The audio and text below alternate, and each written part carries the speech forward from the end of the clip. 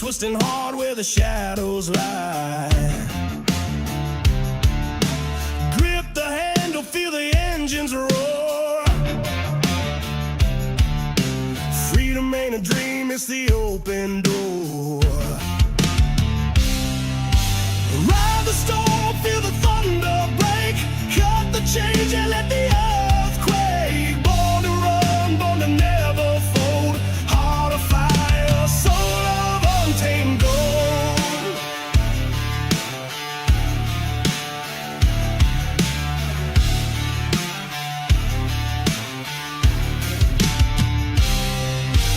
Night's a beast, it devours the weak.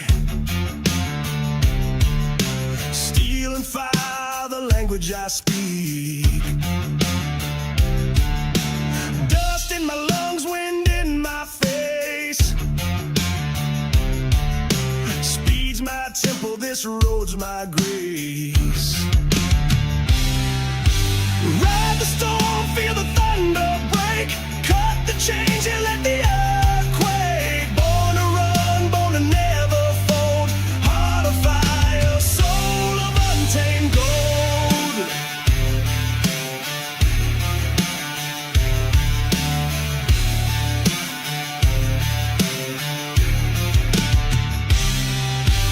Ain't no cage that can hold me down. No leash, no chains, no goddamn crown.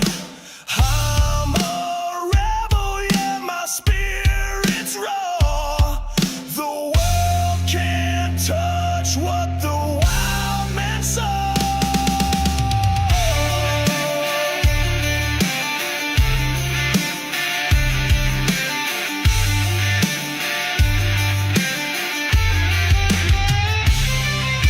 Ride the storm, feel the thunder break.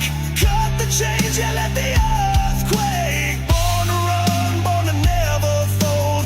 Heart of fire, soul of untamed gold.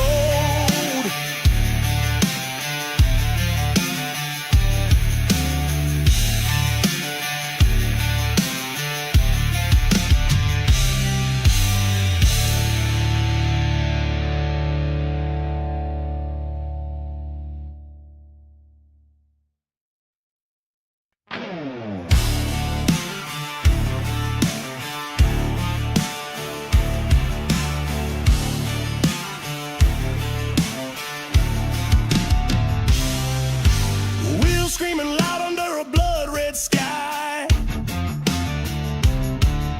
Roads twisting hard where the shadows lie. Grip the handle, feel the engines roar. Freedom ain't a dream, it's the open door. Ride the storm, feel the thunder break. Cut the change and let the earth quake. Born to run, born to never fold. Heart of fire, soul of untamed gold.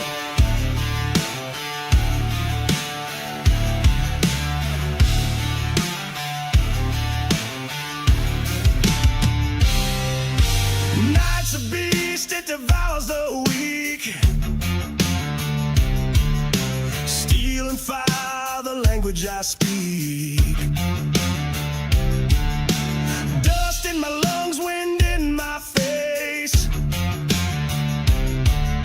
Speed's my temple, this road's my grace.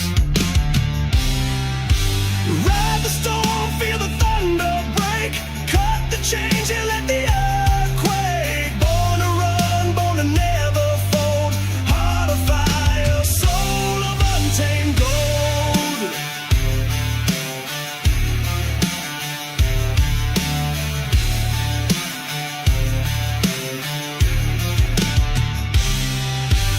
Ain't no cage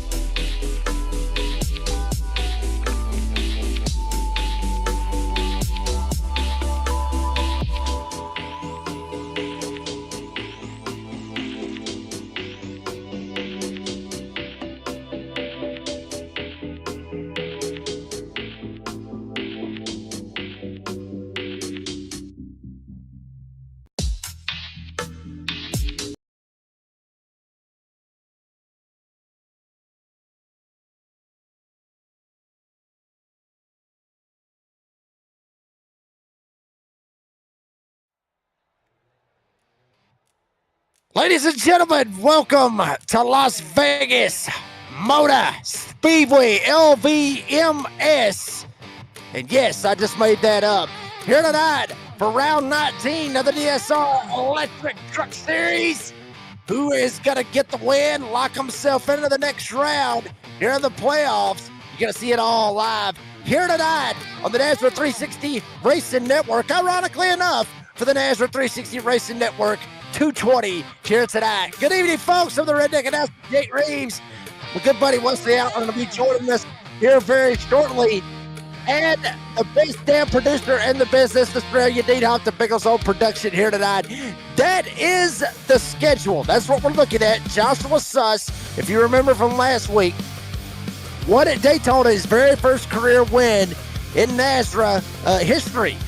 He gets to win at Daytona and locks himself in the next round. Then you got Vegas and you got Chicagoland, and then, oh, hell, we got to stop. Then we're going to flip-flop it. We're going to go into the next couple of races and get ourselves into the next round, and that is when it's going to be a straight-up doozy once it makes it all the way down. You saw the schedule. You see Luke Smith, Joshua Suss. They slide over. They are in. Look at the points. Look at this gap right here. Literally all the way through the field. You got guys up there like Kerry Chabot, Roger Diebold, possibly good. Adam Newton, Andrew Harris. They don't even have to show up the next 2 weeks. They should be good to go. That spot right there where that cut line is with Joey Stires, Shane Scott, Chad Ross right there. Damn it, boy. And defending series champion Jonathan Cofield right there, 9 points above that cut line as well. But drivers is on pit road. Qualified is over with. Is ready for the starting lineup for the NASRA 360 Racing Network 220 here this evening. Pole spinner, Chris Blanchard, that towing company, Peyton Johnston. Sorry, your camera is a little bit late.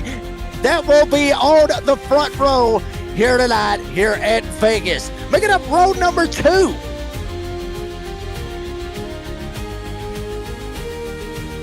He ain't trying to find the damn button. He might have had too many cold ones. Cole Larson and Andrew Harris making up row number 2, P3 and P4 respectively.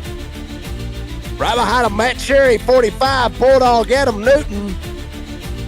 There for a second, I thought it said door banging down low on the side of the truck. I would have loved to have seen it. But Aaron Van Rada and Justin White going to make up row number 4. Row 5, you got Taylor Peacock. And Robbie Richards kind of throwing it back to a Martin Truex Jr. kind of look with the Bass Pro Shops on it. Holiday and Spiceman, you can't even make that up. 2 of the most iconic nicknames in NASRA with Brian Shue and Chris Seddeman making up row number 6. Row 7, Double L Lucas Lyons, James Kaufman, 13th and 14th as we do have trucks out on the track. Triple J, Jeffrey Johnson Jr. won at Talladega. Locked himself into the playoffs. We'll see how he can do here tonight. Roger Diebold was one of the faster trucks in practice. See how it works out for him here in the race. Colton Hogan, J.D. Larson, row 9. Flip-flop back to row 10. It's where you find the Hillbilly, Steve Barnett, and the boss man, Brady LaBeouf. Rest of the field, Chad Ross, Luke Smith, Kermit DeFrog. Back there where he is at. Luke Smith, pretty good drive so far. There's Joshua Suss, won at Daytona last week. He can wreck out the next 2 weeks. It wouldn't make a damn. And there's Shane Scott. Cody Dopp, saw him right there at the bottom of the playoff grid. He needs a good night here tonight. Tyler Goodwin is outside. Kerry Chabot, Phil Pappas, a couple of Mission 1 Esports drivers. Back there in row 14. Then row 15, you got Buzzy and Raul Meza. He'll flip them back and forth, making Raul Meza and Buzzy Mongold. And damn, we ain't done yet. Actually, nope, that's it right there. Jonathan Cofield and Joey Stires making up row 16. TJ Moore is the race director. Whew. Damn, Dean, bail me out right here. We're still waiting on Wesley, buddy. How the hell are you? Doing good. I heard you are not a happy man with the groundhog there, Jacob. Because apparently he's come out there and said, you guys are getting some more cold weather. That means more hot weather for us in Australia. So we got beef. We got beef. Yeah, I want to kill that little lamb. I'm trying to be a good boy. I'm trying to be a good boy. I don't want to get my tail in trouble. Stage 1 going to 30, stage 2 75, going all the way to 145, make up to 220 distance here on the mile and a half at Las Vegas. 5 sets of tires, 100% fuel capacity. Cautions will happen at each stage. That's where they pay out the stage points, 1 through 10. And it could mean the difference between making it into the next round of the playoffs or just riding around for the next couple of weeks and just hoping like hell to see some chaos. Pace lights is off. And we're getting ready for the start of this bad boy. Blanchard, Johnson, Larson, Harris, Bulldog, Adam Newton with Cherry up there. It's the top 6 getting ready to rock and roll here in Vegas. Who is going to roll? Literally snake eyes or 12s and double it up. Now Cherry down to the inside. Creed is out. We're rolling. Wow, look at Cherry all the way down on the white line trying to make it 3 wide. Dean, we're going to see this right here at the start. We're going to see this. Basically, everybody on the gas, nobody lifted. It's going to honestly look like Atlanta Motor Speedway, Super Speedway style. That's what this is going to look like as we got a caution already. Yeah, there it is. I think I saw a few people get into each other. I think you're absolutely right. Look at this. We've got about 5 or 6 trucks already there, Jacob, involved. I think it's a little too early to go gun-ho racing that they were, mate, but they have been doing it, and this is the consequences of what's going to happen so far. Yeah, hell with it. Just send it. Hey, I don't care, Dean. I don't race on Monday Nights anymore. I care less. Send it. That's what we want to see. We want them to send it. As we're looking right here, trying to get us a replay of exactly what happened. You had Chad Ross back there in the back. Damn, we are all the way back to the start of it. Okay, here we go. So there's Chad Ross. We see him in the 38. I saw Triple J getting him mixed up in it as well. Blanchard, all them up there slicing and dicing. Let's see what happened here. Possibly somebody got loose. Oh, hell, it was up in front of him. It was Lyons, and it was Brad Chew of the Holodaddy getting him mixed up out of that. Oh, wow. He ends up going around for a spin. More or less a little bit of a track blocker, if you will, Dean, because when Chew got whipped around, watch Lyons right here in the situation he's in. Might have dove it down to the inside. He had the speed. Might have tagged him right here in the left rear, set him around. And that's what I think ended up causing this. You see the stack up just a tick right there in front with Peacock. Chew actually slides up against tight. Oh, damn, he got loose before he even, yeah, that's all on Chew. Chew slid up, got tight, tried to cut it back down. He got loose, snapped it. Lyons was already there, gets him in the left rear, and then it's just chaos from there. I mean, literally right off of turn number 4 right here on lap 1. Yeah, there it is. So a few more other drivers involved there was obviously Chad Ross, you saw. Colton Hogan had nowhere to go. Lyons, as you mentioned, Lucas Lyons, carried tribute as well too. So this is on board the John Deere entrance. Bang, just the speed difference goes straight into him. I might have got hit from behind actually as well too. So that's Colton Hogan for you. Lucas Lyons, let's go back and have a look at his perspective of the view right here as well too. That's the little bumping and door banging that you like to see there. And I don't think he survives it on the inside apron and ends up going up to... He does avoid the fence. So LL lives for another day.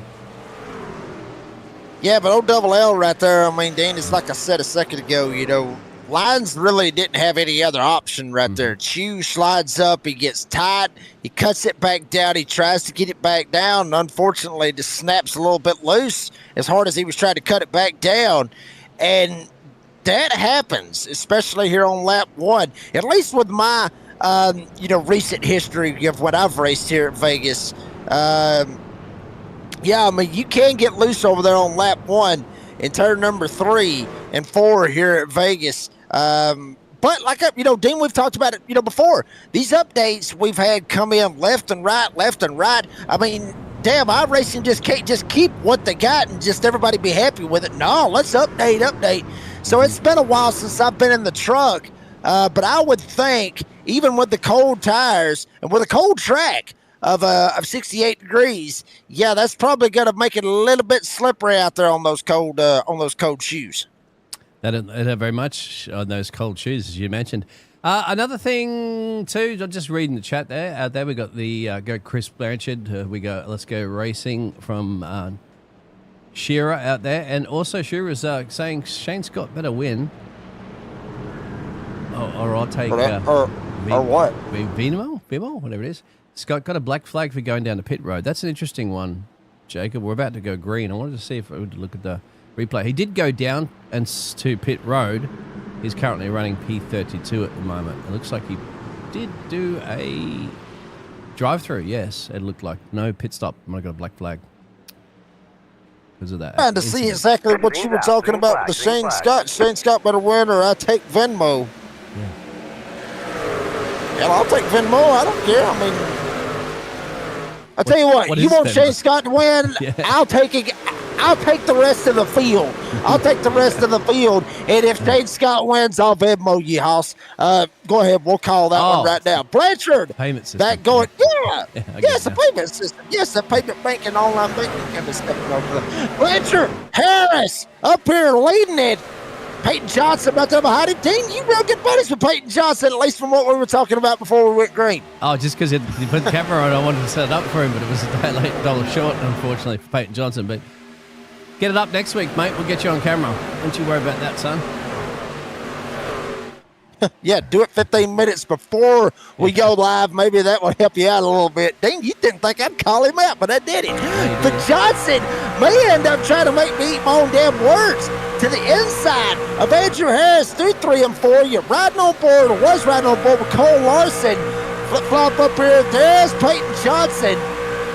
It's not if you, it's like, Dean, it's like you said, if you would have been on 15 minutes before, you could have had on board and had your actual cab lined up. For the 15 as well. So we got betting out there in the chat. Please gamble responsibly. Just don't even gamble for real money. Just do it for fun. That's the best way, because no one ever loses. They just lose the handshake, essentially. Oh, there's Newton now going side by side with Peyton Johnson. So Peyton Johnson down 2 places, under a bit of pressure there from Cole Larson too. And the green machine, the Mountain Dew. Don't sure out there saying deal. I don't know what's the number. What's the number that we're shooting for here? And Dustin Gordon wanting to know what the odds, what odds do we got? I'll be honest with you. I've never been the odds number guy. Hey, ask Peyton Johnson. He had the odds deal going on there for a while as we got a spinner back here in the back. And damn it all, it's Lucas Lyons again. Dean, this is 2 wrecks in a row, or 2 cautions in a row, more or less. Yeah. Lucas Lyons has been involved in some way, shape, fashion, or form. That's right. It is the second one. I think it might have been Kaufman as well too, that both these drivers got into it. So we'll have a look of our Pulse Poppers replay.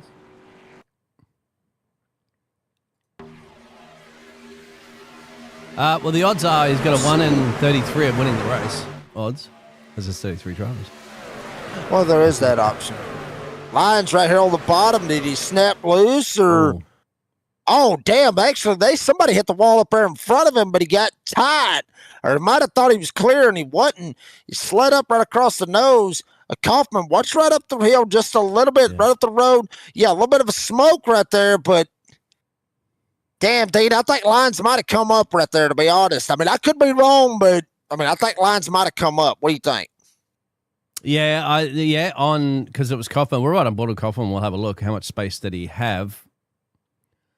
Trying to find where Kaufman is currently running in P15 at the moment. He's heading the pit road, so he might have got some currently so he might have got some damage. Raul Massa also clipped, I think, a little bit of Kaufman then, if I'm not mistaken, or maybe LL, Lucas Lyons. So you have a look there. It's hard to tell, isn't it? And then that's where he gets clipped by Raul Massa. So they've elected to go down a pit road, mate, now. So I think they've got a little bit of damage on those trucks. Look at hit here. No, it doesn't. It's fine. Ooh. Yeah. Yeah, they hit it. Well, down. Caution out, Dean. They're taking pit stops. We're going to take one with them. DSR Electric Truck Series. NASRA 360 Racing Network 220 from Vegas. We're back after this.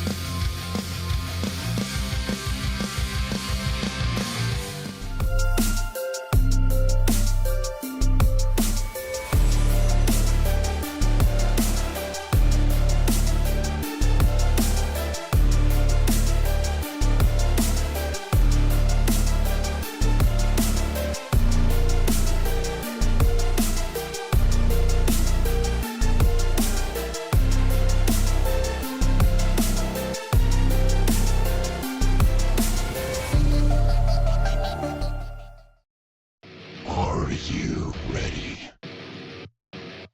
For Murph's Magical Creations. Home to custom laser engraving and gifts. This veteran-owned and operated company engraves for all occasions.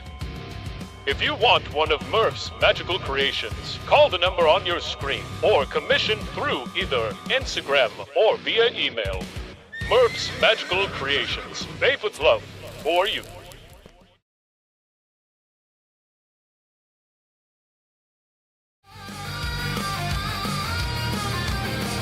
Back here at Las Vegas, DSR Electric Truck Series, round 19.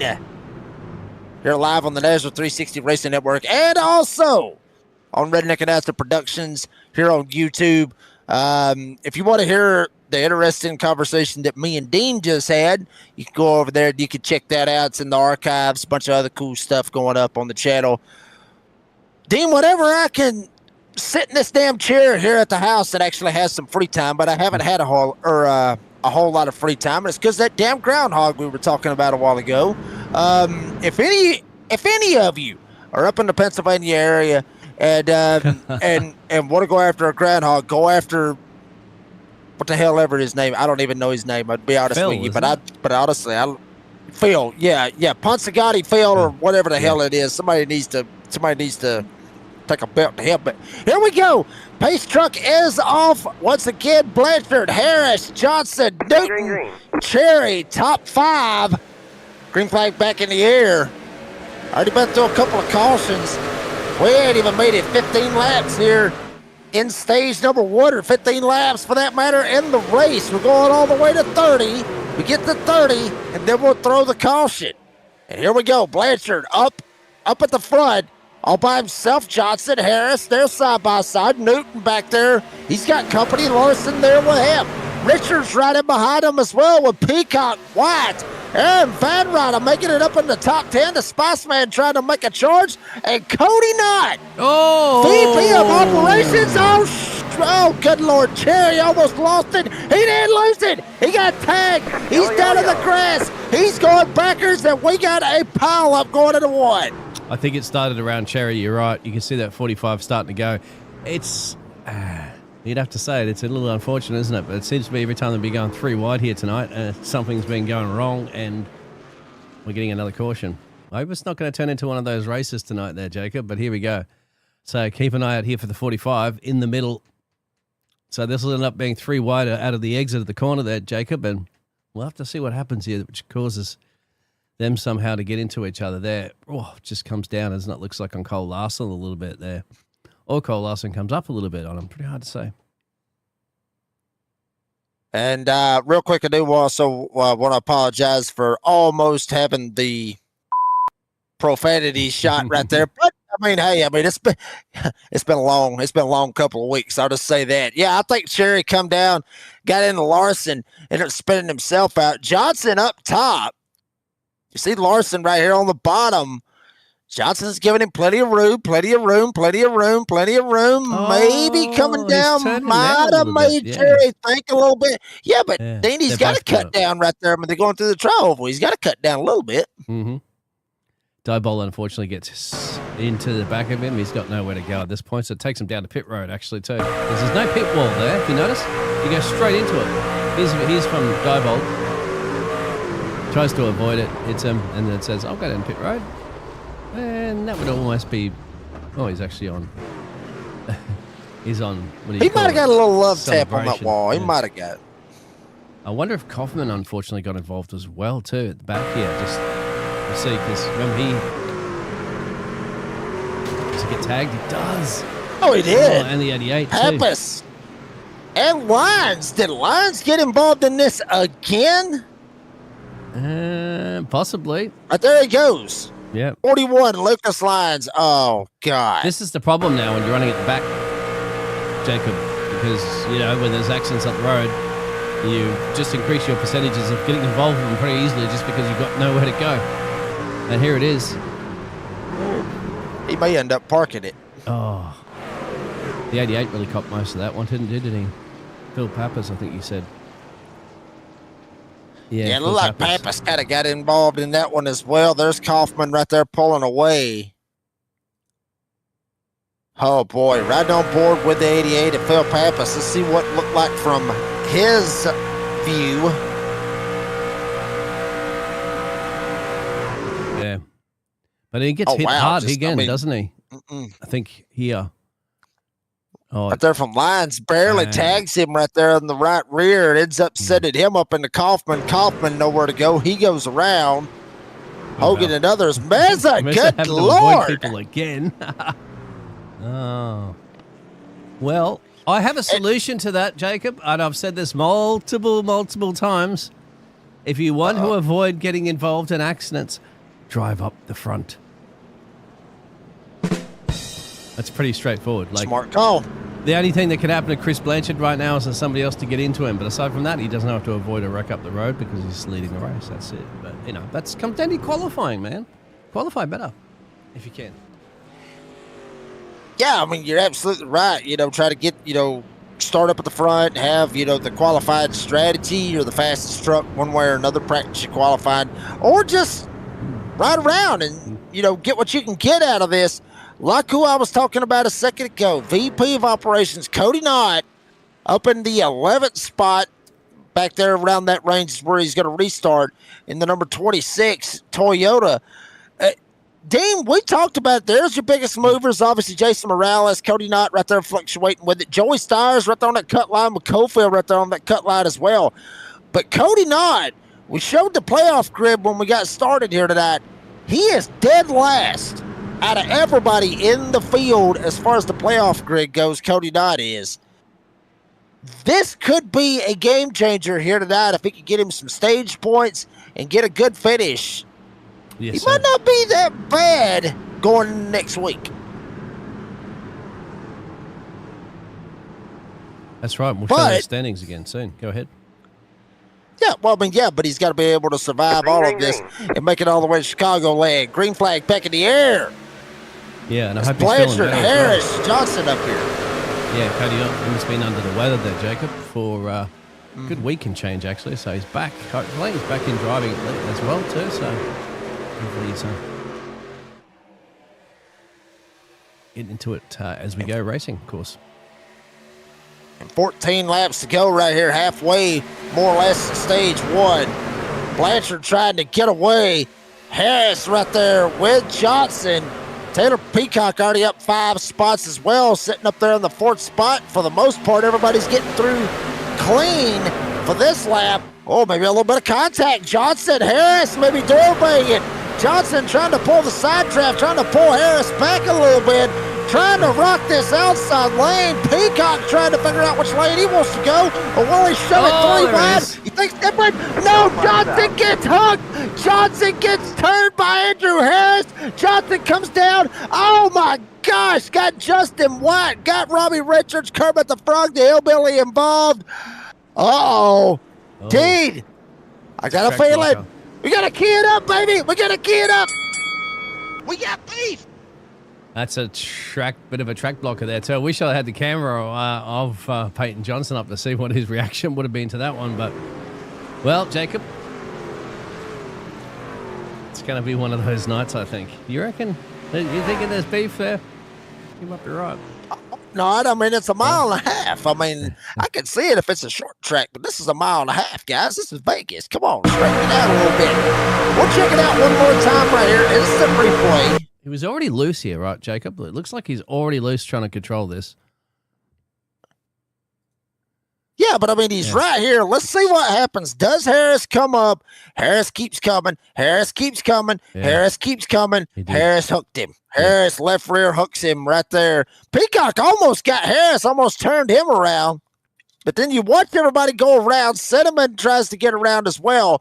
And Johnson just trying to straighten it out. He gets into Richards. Justin White nowhere to go. Or was that? No, I believe that was Justin White, the Toyota number 2. I believe they held both of them look about the same. There's Joshua Suss right back there in the back. And then Kermit the Frog, Luke Smith getting involved. Dean, I'm probably going to get us in trouble. I don't know. I'm kind of worried here. So he gets a Oh, it little did. loosey around here too, I think. Or it looked like it, the bumps. I think it might have just been me, see? Adjustment. But then he's just driving along doing his own thing, you're right. And then, as you said, gets that rear tap. No movement on the steering wheel you can see from Pete Johnson going down to the left. So, yeah. I mean, not us to do race control, but it just looked that way from what we are inspecting anyway in the replays. Well, you know me, I'm going to kind of stir the pot just right here just a little bit as Peyton Johnson is down pit road. As we see Richards and others trying to get through, and Johnson just trying to straighten it out. He gets Richards, sends him up the racetrack into Justin White. There's Kermit the Frog and Hillbilly getting involved. I'm going to go ahead and stir the pot just a little bit right here. Maybe a bad time to bring him up here, but I'll go ahead and do it. Peyton, buddy. Oh, somebody's getting wrecked, baby. Like we're fixing it just to wreck somebody. There's beef. Oh, We got beef. Huh? I'm not a fan of getting left hooked for no reason. Oh, Yeah, and he calls it a racing incident. He's so full of shit. I promise you, that is not a racing incident. Watch the replay. I'm going straight as I could go. Yeah, we saw that. But just having a look at some of the other drivers, unfortunately, that were taken out on this one. No, tell me your thoughts. I want to know your thoughts on how the wreck happened. we already called that. You got left rear hooked. Yeah, that's how it felt in the car. I can promise you that's exactly how it felt in the car. I had the run on him on the outside, and he just turned up the track to turn me down the track. Was there anything brewing between you guys before that occurred? No, I have never had any problem with him, but there will be a problem after tonight. Well, talk it out with the stewards, of course, with the ticketing system. I'm looking. Oh yeah. Oh my God. Rewind that. Let me see. I'm looking at at your in car. Let me see it. Please. That's what they need to do for NASCAR. Is have it in their. Well, we'll go back up and have a look at it from the chopper cam. We have already reviewed this. I have the run here. I have the run here. Yeah. I don't touch him. I don't touch him. No. Do you feel like the racing incident was justified from what they were saying? No, it's not justified unless there's a massive shit ton of net code. Oh my God, he hooked me left. Yeah, we saw. Are you kidding? Anyway. Are you kidding? Oh my God, I can't wait to wreck him. Green flag. You intentionally wrecking, you're getting black flagged, my friends. I wouldn't do that. I'd be the bigger man. Keep an eye on if I get around him. Be the bigger man. All right, Peyton, we'll let you go, buddy. Mate. Don't turn. No point. Yeah, that nothing pisses me off more than get turned on a straight. I can promise you. But that we ain't done wrecking yet. We're going green, mate. We'll put you back in the room there. Peyton, buddy, appreciate your time. We'll send it back down to Dragon Racing Esports. Seems a little bit colorful, Dean, but we love to have a little bit of color sometimes. Why not? It's entertaining for the fans. Might not be for him. He might get a point penalty before it's all said and done. Andrew Harris, ironically enough, racing incident, left rear hooking him, however you want to look at it. Now he's up here at the front and leading with 8 laps to go here in stage number 1. We do have to also mention that we looked at the replay from a couple of angles. Race Control will look at it from multiple angles. We'll look at other things that occur as well too. I look at both drivers, the steering wheel angles, all that sort of stuff. What you can see is what it looks like, but we're not Race Control. And Race Control, like, as I said, may look at stuff that we've missed on the broadcast. So sometimes it's just not as black and white as what you might see it to be. And they also take into consideration other things as well too, Jacob, as in previous races and things like that too, that they might have had incidents with other drivers and things like that.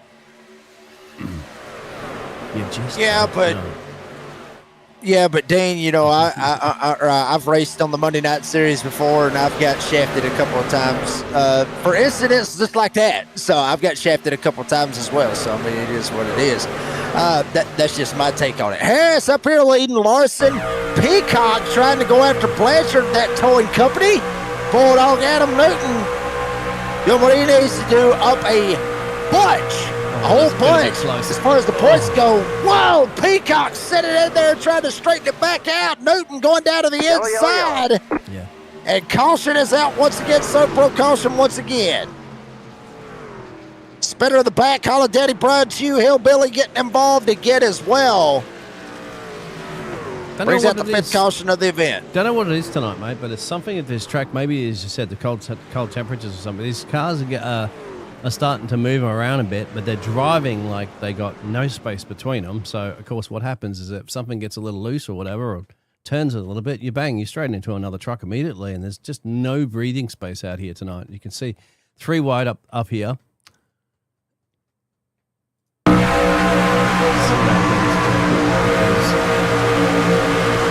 Be a lot of movement there too as well, don't you? So what do you put all that up as? Yeah, looked like Hogan kind of slid up right across the nose at a 42. 42 slides up a little bit as well, kind of got up into the Holiday. 51, Kaufman sliding down through the grass once again. And patience, baby. These old boys, they have got to have some patience. That was the green machine. Who's the green machine again? That's Hogan. The John Deere Toyota. Yeah. So he gets out of place here. We'll go back because he's out of whack here. Let's go on board. So you don't go down to the inside apron unless something's going on up here, isn't it? Oh, he got bumped. Yeah. Door banged right there. Yeah. Dabo got him. And is this? But he doesn't come up. And maybe Hogan just sends it in right there. He's trying to go after Diebold after Diebold door bangs him off of 2. That might have been Hogan right there trying to get some retaliation on him. Yeah. Ends up sliding across Hillbilly. Hillbilly ends up sliding up, gets into Holiday. And there's just a straight up mess afterwards. So this is the problem of if it is the case, and we're only just assuming, that's the problem when you do revenge driving like that to try to get into somebody. Look at what the actions have happened. If it is, once again, I only just making assumptions here, but if he's tried to get back into him, and what he's done is he's missed him completely, what he's ended up doing right now is destroying a couple of drivers' races that aren't involved in this. So that's got, you remember these consequences that you do have if you're going to be driving angry like that. You're going to also be destroying other people's races. So I just suggest not to do it. But that's what again. I'm assuming that. We're assuming that might have been on his mind, but we don't know. But, that can happen, man, too. Like we heard it before, too, didn't we? From Johnson, like, he might want to get into the door of his other driver, of Harris, if he gets up next to him. But if he does, what happens if he misses and causes a wreck? It can destroy other people's races. They have nothing to do with that. So, he'll end up picking a fight with everybody in the field, and that's not a good thing. Behave, gentlemen. Yeah, behave. Well, Dean, that's what happens when you get to the playoffs. That's what happens when you get in situations like this for the playoffs is we're going to have a 2-lap dash right here to end it for stage number 1. Remember, top 10 will receive the points. You got the Ridge Wranglers and Carriage of Butte right now leading all of them. Back there at 31st, he's got a little over 4 minutes of repairs. Raul Meza, Chad Ross, Pappas, saw him go around a couple times. Luke Smith, Peyton Johnson. Brian Chew is the ironic one out of all that. And even Lucas Lyons, as many incidents as both of them's been in, and they only got a couple of seconds. Brian Chew more closer to the minute mark. Lyons only got about 16 seconds. It's kind of ironic, the amount of repairs that they've got. With the amount of incidents that they've been in. Okay, here we go. 2 laps to go. Here in stage number 1. Harris with Cinnamon. Larson on the bottom. Green flag is back in the air. Spiceman already up. 10 spots from where he started. Would love to make it 11, but he's all by himself up on the top side. Larson on the bottom. Hooked up with Harris. Newton lined right up on his tailgate. They are going to put the hammer down, heading down the back chute here at Vegas, coming back to the white flag. So here we go. See if we can actually get there. Hopefully we can. Harris is going to look like he's in a pretty strong position at the moment. Looks like he can mount that attack behind him there, Jacob. Everybody trying to mount up an attack, trying to get a run one way or another. Cinnamon, he's got help from Peacock. Remember, kind of like a super speedway kind of style right here. Door banging between Larson and Cinnamon. A couple of them sliding up, hitting the wall. Might have been Chad Ross back there in the back. At least that's what it looked like under the 38. One of them back there sliding up might have been Sus, but coming off 4, it's going to be Andrew Harris. He is going to win stage number 1 here at Vegas. Caution is out. He's going to get the playoff point, get the stage points. He's going to lock it down. Sentiment, Peacock, Larson, Newton, top 5, LaBeouf, Knott, Cofield, Lyons. Believe it or not, Lucas Lyons up to 9th. And J.D. Larson's going to round out the top 10. Joey Stires missed out on it by a spot and was not able to get any stage points. Stage 1 is going to go to Andrew Harris from Mundridge, Kansas. Andrew Harris. Also got a chat out there for tomorrow's race, which is the endurance race. Remember, question will be who will win tomorrow's MDW or Octavio. Looks like Octavio is going to be back, so he's going to be able to give MDW a run for his money. Yeah, that's going to be interesting right there with obviously Octavio going up against MDW. If you want to check that out, make sure you hit the like, hit the subscribe button. The NASRA 360 Racing Network. Keep up with everything going on the Prospers Engineering Endurance Series on Tuesday nights, 9 p.m. Eastern Time, live and here only on the NASRA 360 Racing Network. Andrew Harris and others going to work their way down pit road. We're going to take a pit stop with them. We're back. Talk to Andrew Harris about his little contact with Peyton Johnson right after this.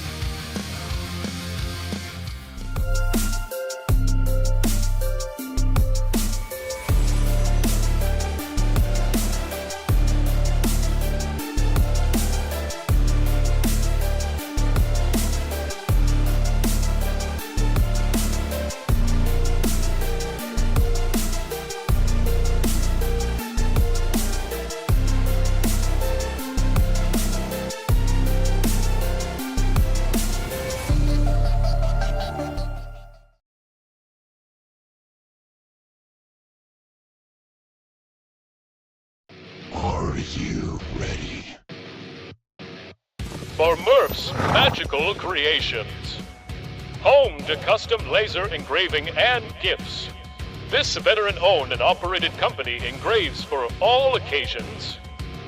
If you want one of Murph's Magical Creations, call the number on your screen or commission through either Instagram or via email. Murph's Magical Creations, made with love for you.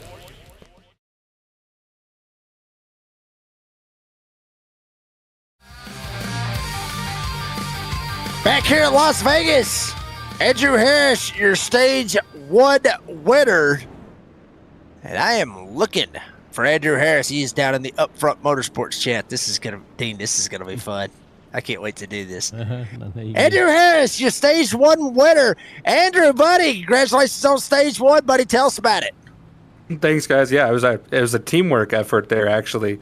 This track is pretty heavy draft dependent, so I got the Upfront boys here taking home 1, 2, 3, and that stage was pretty cool. So just hectic. I would like to, point out the Peyton Johnson incident.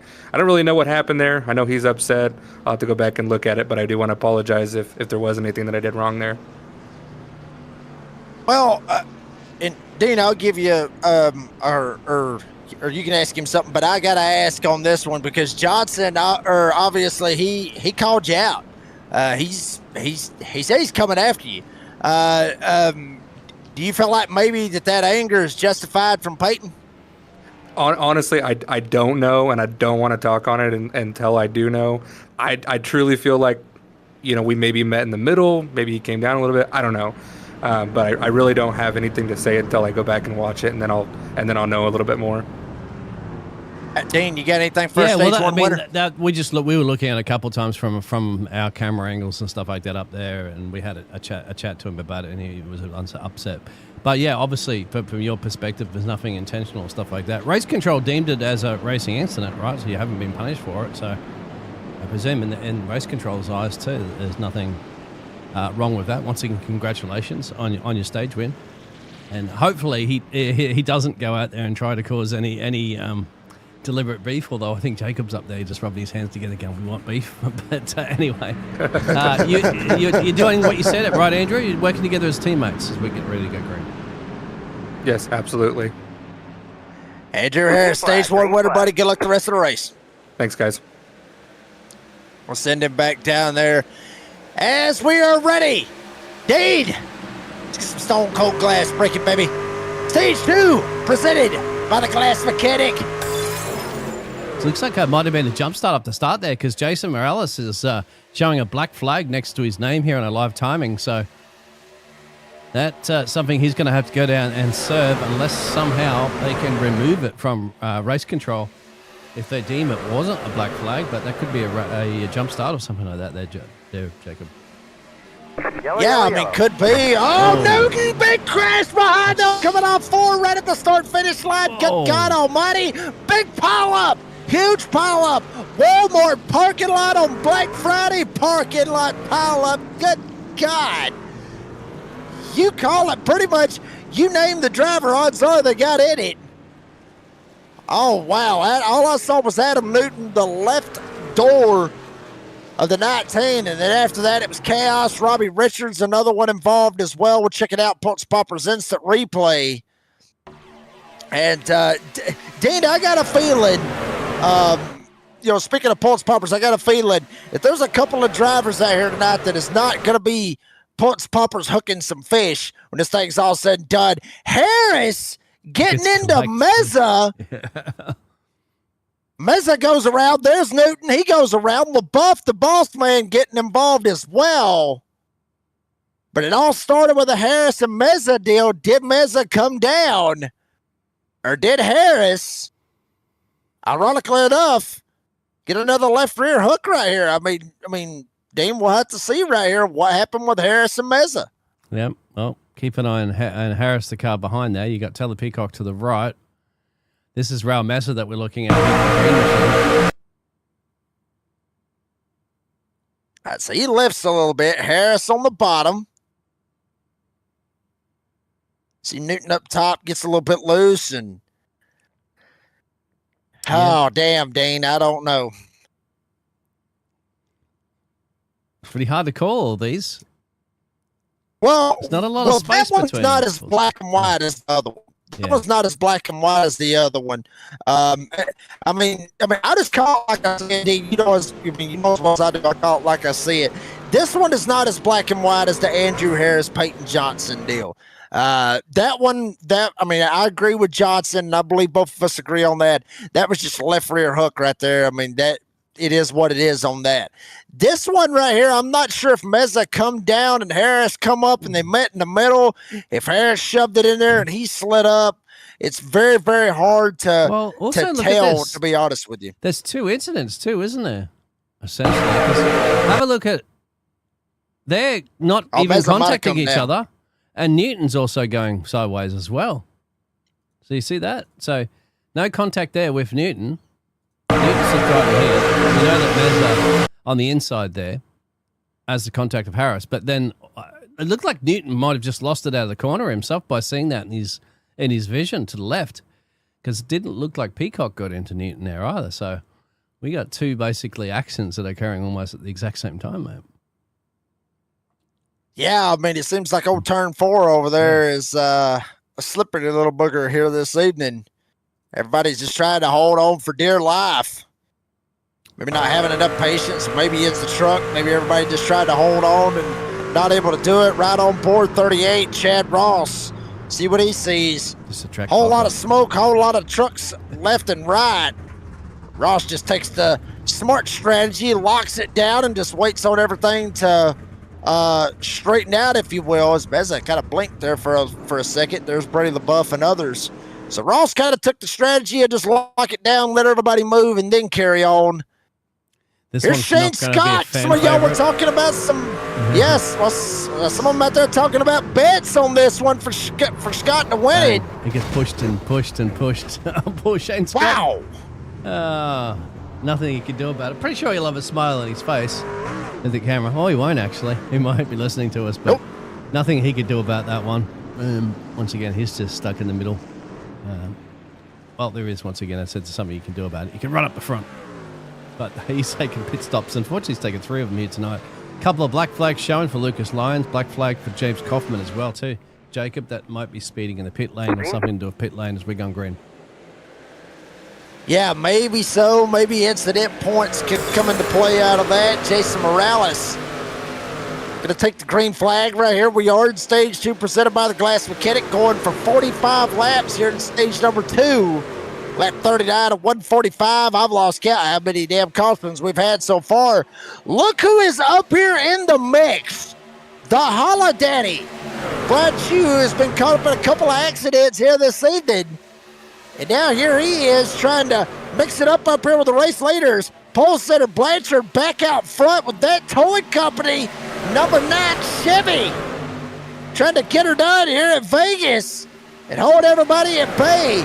Morales, Stars, Barnett, Chu. That's the top 5 through 1 and 2. Oh, it's going to be interesting. Let's get some green flag racing going, gentlemen. A bit of door banging back here as well too. Joshua Suss is in the mix. How's that for a copper up 18 places? Oh, Daddy. Oh, God. Oh, choosing the fence. Brad Chu slides a little bit right there up front.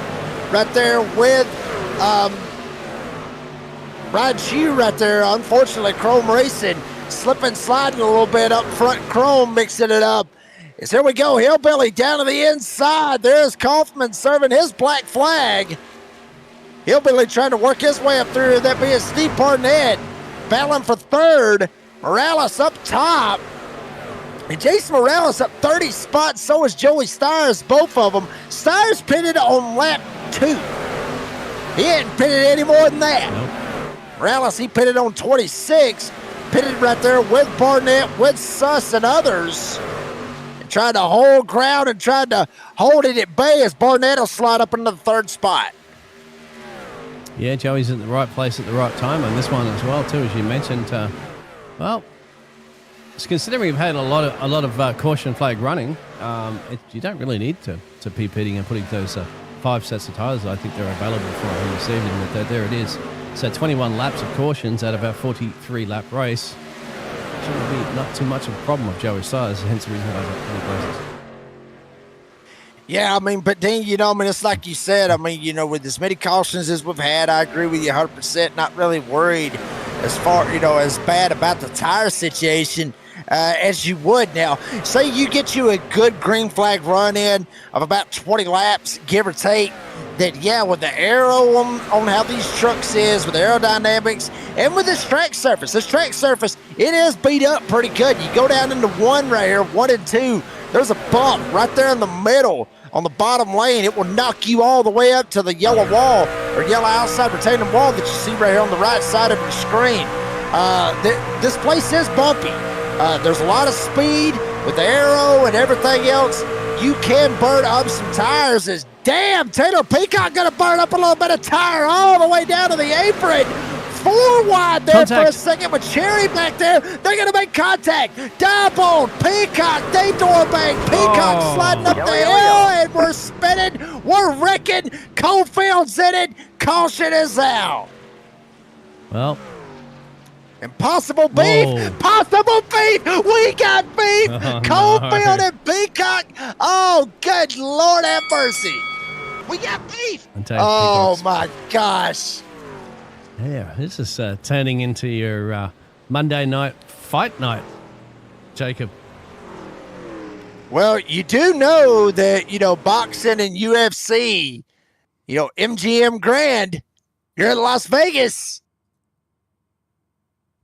They love to have the big fights right here in Las Vegas, big time prize fights. And I'll tell you what, you getting it live here on the NASRA 360 Racing Network. Once again, Peacock had a hell of a run off turn 4, slides right up, gets into Diebold, ends up knocking him sideways. Both of them, they're going to door bang. They go down the hill. Diebold tried to straighten it out. See Cofield, watch Cofield right on the right side. Diebold gets out of the gas. Peacock kept his foot in it. Slides right up the hill. Bam! Straight into the door of the 58, into the 5. Larson there as well. And obviously Jonathan Cofield probably thinking maybe Peacock should have got out of the throttle. Yeah. Oh, no. Yeah, he deliberately turns into him here, wouldn't he have? I think. Yeah, he eventually gets him right here. Going. Yeah, well, he gives him a little love tap, but if you keep it playing, then you'll see kind of what happens right here. And I may end up getting Jonathan in trouble right here. There's a love tap there once, right? Oh, but no, Peacock lifted there. Oh, wait a minute. Peacock completely lifted. He Watch, completely jammed on the damn brakes. Yeah. He brake checked maybe. Ooh. Oh, he brake checked him hard. Well, I'll take that back then. I'll take it back. Maybe there's not beef there. Well, I'm sure there's beef because Peacock come up and tore the hell out of him. So, I'm sure there's beef there one way or another. I was going to bring Jonathan up here for his take on it, but I see race director TJ Moore is over there in the chat, so I'm not getting into that. Put the foot down on him. This is where Paul Hogan got taken out as well too for the 20. Cole Larson, he was involved in that one too. They're just wrong place, wrong time drivers. Interesting. Now half the field down pit road again, Jacob. Again. And that wrench wrangler's repair bill's starting to click up a few. Although you've got a few more after this because they're all trying to chip out some repairs whilst the trying to remain on the lead lap, which they should be. Even Andrew Harris is down there now, stage 1 winner. Peyton Johnson's down there as well. Oh, I think Andrew Harris just came out, so there it is. Peyton Johnson's out there getting repairs. That'll be interesting when they get close on the track. Yeah, we may end up having to keep a look on that one for the leaderboard to see how that one ends up turning out. One driver that ain't really worried about a whole lot. Obviously, you see him up there, Hillbilly. Got caught up in a little bit a while ago, but also with Chris Blanchard, Up Front Motorsports right there. Blanchard started on the pole. He has been quiet, to be honest with you, Dean. He's been up here at the front. He hasn't been in a whole lot of melees. He hasn't been in a whole lot of prize fights, if you will. Blanchard just trying to keep it quiet and try to lead this race. And, it's ironic, Dean, when all the chaos is happening behind you and all that's the talk. And then Blanchard up here started on the pole, and we ain't really been talking about him leading the race. We've been talking about all the fights that's been going on behind him. Well, that's the one thing about leading the race as well, too, Jacob, is that when all these cautions are coming out there, you just have to continue to practice your race starts over and over again because that's all he essentially has been doing for some time. And there has been some good battle up the front there with Steve once again. The Hillbilly getting his way up through the field there. And they're the biggest gainers, too, at the front there, Jacob. As you can see there, for the biggest gainers, it is the like of Jason Morales there, Kerry Tribute, Joshua Suss, Joey Stars, Green's out. Green and flag. Steve. Green flag. Yeah, and you mentioned one driver out of that with Kerry Tribute leading the wrench wranglers right now with damn near 5 minutes of repairs that he's had to do. And now up here sitting in the 6th spot. So Kerry Tribute could be in a prime position come out of this after having his truck beat all to hell and end up possibly winning a stage 2 presented by the Glass Mechanic. Could happen. Still about halfway through it. But, still got a shot really to get the stage 2. And ironically enough, up here in the top 10, if everything goes right, could be in a position to possibly win the race if he can keep it up here. That's right. Oh, they are moving around a lot. Whoa, there it is. Oh, Morales. Oh, hold on. Oh, he almost saved it. Line's going around back there behind him. No, he saved it. Damn, no caution this time around, Dave. But boy, it was close, son. It was close. Yeah, I don't know if it's like a big crosswind out there. Brady LaBeouf's going into pit road. I don't know what is going on out there. It just feels like they're driving it like, in the middle of a hurricane or something like that. The way that these trucks are moving around, mate, all over the place. It's crazy. The track temp not really high. You would think that, if the track temp was up in the hundreds, somewhere in that range possibly, but, the air temp right there is about 70. Track temp's about 70. Wind's not really blowing crazy. Arrows, possibly, the aerodynamics of the truck and everything could be what's really throwing these guys for a loop.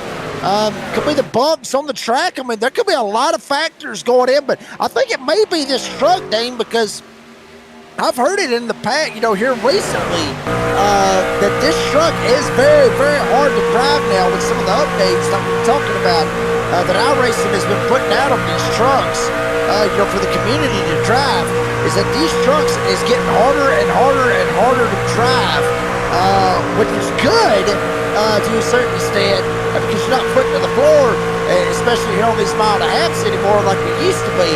The only bad part about it is if the trucks are hard to drive and the guys can't hold on to them, then you just got a straight up cluster every time you go through some of these corners.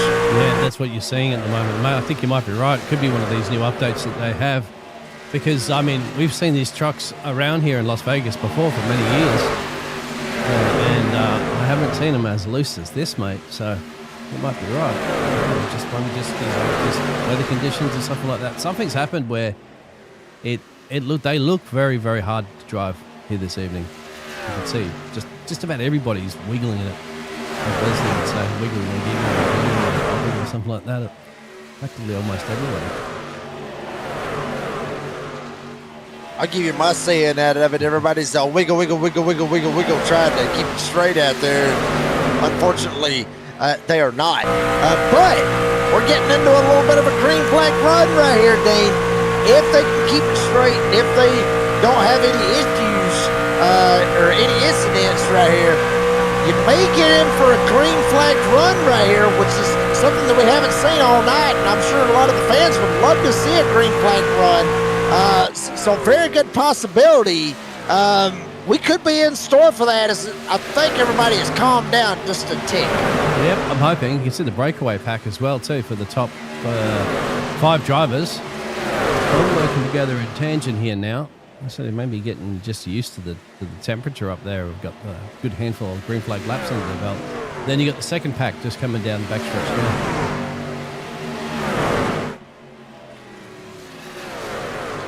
It's kind of split up here at Vegas. Top 5 are essentially gone. Blanchard, Diamond, Cherry, Carriage Review, the Hellbilly, Steve Barnett, they're gone. Those are the ones that you see right now on your screen. You go back about another 2.5 seconds, and you find Daytona winner Joshua Suss with Andrew Harris, Stage 1 winner, Bulldog Adam Newton, regular season champion, and Jeffrey Johnson, who won at Talladega just to get into the playoffs. And Robbie Richards smack dab in the middle of it. He's got caught up in a couple of accidents here this evening. That's the top 10 right now with literally 2 tails that you got going on right here with 2 completely different packs. And the 5 fastest 5 for 5 average laps at the moment is practically everybody, most of the drivers in this pack, apart from Matt Cherry. Matt Cherry just he is running currently at the moment. Well, there he is, Matt Cherry, here as well. There they are. These 5 are starting to separate the rest of the field, Jacob. Starting to cap it out a little bit right here. Barnett trying to hold on. Maybe this is what they're trying to do. Kind of get latched up, get in the draft, and try to use that to their advantage. And, Dean, I talked about that as well. The first couple of laps, on a run when you own, good rubber, it's foot to the floor. Drafted, it's kind of like Atlanta. As you see right here, Joshua Suss, as we mentioned, first-time winner last week at Daytona, locked himself into the next round. And,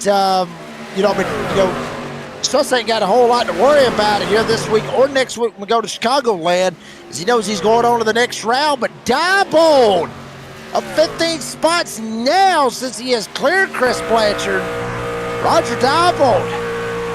Walt Jones trying to show him how to do it here tonight at Vegas. He takes hold of the lead here coming to lap 61. Yeah, I'm just wondering if those boots on Chris Blanchard's truck are starting to go off. You see, he's been on them for 34 laps now as well. So now that they're having some proper green flag running, are they starting to just fall off the cliff a little bit for him? Those other drivers around him, as you can see, have done 28 laps, 24 laps. With Stevie just hanging on the back of them at the moment, also done the 34 laps on those tyres. So that's going to be very interesting. They do have 5 sets available to them this evening there, Jacob, or 4 overall. Yeah, absolutely. I mean, that's what they've got right there, and you got to be careful with how many sets of tires you end up burning. I'd say after these 14 laps, if we were green, I think you're pretty much going to have everybody right back on the same damn strategy, and everybody's going to go ahead and get them 4 freshies, and everybody's going to be on an even playing field. That's if we go green these next 14, now 13 laps. Damn, I don't see it now. I mean, good Lord, look at this. Lucas slides down to the inside. Andrew Harris, the one stuck in the middle. Adam Newton on top. Oh, wow. Actually, that's Joey Stires on the bottom. Lines up top with Richards, with Ross. All this going on behind the 80, and Joshua Suss leading them all. And Newton from the top down to the bottom makes it happen. It's Richards with Jeffrey Johnson Jr. down on the inside lane. Up here to the 13th spot. J.D. Larson right there battling beside of him as well. And Cody Knott right here smack dab in the middle of all this as well. And then you got to go back 3 seconds behind them. And you find Brian Chu, Chris Sitterman, Jason Morales back there.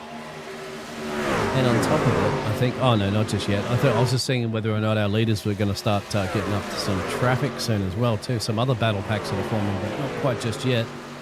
We'll be catching Brady LaBeouf at some point soon.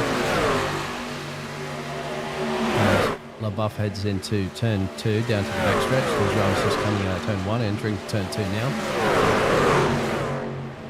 That's your race leaders, with Stevie putting a bit of pressure there on Kerry Tribute, and that's the rest of the battle back behind him. Still led by Joshua Suss too, mind you. P6 down to P15. And Dean, you know, I mean, they are gapping them pretty good. I mean, a while ago, there was right around 2 seconds from Diebold all the way back to Suss. That has now grown to by over a second. Here's 5 fastest average, or the fastest 5 lap average. Brady LaBeouf back there at 25th on pretty good fresher tires than the rest of the field. Cody Knott, James Kaufman, Matt Cherry, Roger Diebold up here leading this thing. Now, this is the 5 fastest last lap from the last lap that they run. See Blanchard up there into that mix, Kerry Tribute up there in that mix as well. LaBeouf and others way back there, clicking off about a 0.2 of a second better, give or take, than the ones up here running at the front. It's Tribute going to dive down to the inside, take a shot at Chris Blanchard. Battle for third, coming back this time, 8 laps to go in stage number 2. They might not catch, actually, up the road. There is Shane Scott? Shane Scott, right? I believe so, yeah. That's put on the lap on Shane Scott at the moment too, so they should be able to get past no problems, just one car. Shane Scott will stay up on the high side just to get out of the way of that one. And then Luke Smith, I think, would be next up on there. But there you have it there, Jacob. See if we can get 7 green flag laps to go at the end of our stage 2, presented by the Glass Mechanic. Smash that glass. Damn. Smash the glass, smash the like button, ring the bell. Here with the NASRA 360 Racing Network. If you love all the entertainment, love the racing going on here tonight, if you love the beef, there's been a lot of it here tonight. And the ironic part of it, Dan, is we ain't even made it to the halfway point yet. So beef can still pop off even more. As here we go, Cherry Diebold. They already went around Luke Smith, put him 1 lap down. Kaufman 1 lap down, as well as Meze is. Luke Smith trying to get the lucky dog, get back on the lead lap. He's going to have to hold on to that spot and pray like hell they don't catch Buzzy Mongo within the next 5 laps. If they don't, Luke Smith will get that lucky dog. And pretty sure he may be in good shape right here, Dean, because I don't see Buzzy. Well, Buzzy's right up the road right here, so I'll be interested. Luke Smith might be praying that Buzzy Mongo might find another gear and people try to get away from these leaders. That could be the situation as they're down the backstretch again for the 71st time tonight here. 35 laps to go here on stage 2 as Cherry just took the lead there from Roger Diebold. That's a similar situation, the amount of on the tyres as well too between those two drivers. As we did say that Chris Blanchard had to drop back a little bit to P4. So he's been on those boots a little older than the other drivers there. Kerry Tribute on the freshest tyres, you'd have to say, out of the top 3. As I show those pit stop stats for you there, as you can see. Kerry's only been on there for 35 laps. Chris Blanchard's been on for 45 laps, so 10 extra laps makes all the difference. But the top 2, my friend, pretty even Stevens. There's Buzzy Mongold right there with Matt Cherry. Luke Smith may end up having to figure something else out, maybe get a caution to help himself out, as now Buzzy Mongold will go one lap down. And Peyton Johnson, saw him up there earlier on, was battling for the lead and then had that contact with Andrew Harris. Johnson, they're running Johnson down. Johnson right there, the driver that you saw right there at the bottom of your screen. Now right there in front of him. Cherry gonna try to run down Johnson coming this time. 2 laps to go in stage number 2. Well, I'm just wondering now that he's going to go a lap down. What happens when Johnson comes up to Harris soon? Or Harris comes up to Johnson? Because there's Harris there on the outside. If I was him, I'd stay on the opposite side of the track. The absolute opposite. We can switch back over to the leaders in a minute. There's Harris. And there's Peyton Johnson. So I think there's not enough time anyway. So they'll catch up to him. So we'll go up to our race leaders. Peyton Johnson's just staying up with the race leaders. This is actually going to try to keep himself on the lead. Oh. Well, I mean, he's in a pretty good spot right here, honestly, Dean. Peyton Johnson, odds are, is going to get the lucky dog because they're not going to be able to catch Cofield. So Johnson's going to get his lucky dog and get back on the lead lap. After what could have been. Oh, damn! Diebold! Cherry making contact. Rail 1 to go in stage number 2. It's going to be Kerry. And Kerry Tribune may end up getting the stage 2 victory. Yep, he will. Diebold and Cherry made contact and were racing it out for the spot. They slid down to the bottom of the racetrack. Kerry Tribune slides by. And wow, he ends up getting stage number 2. Or is Cherry gonna get it? Well, arguing the case right here, but I think Kerry Tribune may get it. I think he might, maybe not, because they spun just before they crossed the line, didn't they?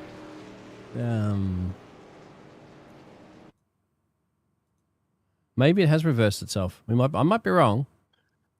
Keep an eye on this. Well, they made contact over in 3 and 4. Watch what happens. Diebold gets the run on the outside. Remember, this is coming back for the end of stage 2 to win the stage number 2. Cherry, Diebold, very, very close. Diebold can't go up anymore. Cherry comes up, tags him in the left rear. Same thing we saw a while ago with Harris and Peyton Johnson. Yeah, but then when they go around, Kerry drives around them. Yeah, but ironically enough, they're going to give it to Matt Cherry. They did give it to Matt Cherry. Okay, I believe they did. They gave it to Matt Cherry in the 45. So Matt Cherry is your stage 2 winner. Yeah, well, up here. So all right. At least that's how it's looking. I believe they're giving it to Matt Cherry. So everybody's down pit road. Box, box, box. We're going to box with them. We'll be right back with you. Stage 2, presented by the Glass Mechanic. Stage 2 winner, Matt Cherry. Right after this commercial break. Damn, we're halfway. What's going to happen now? I ain't got a clue.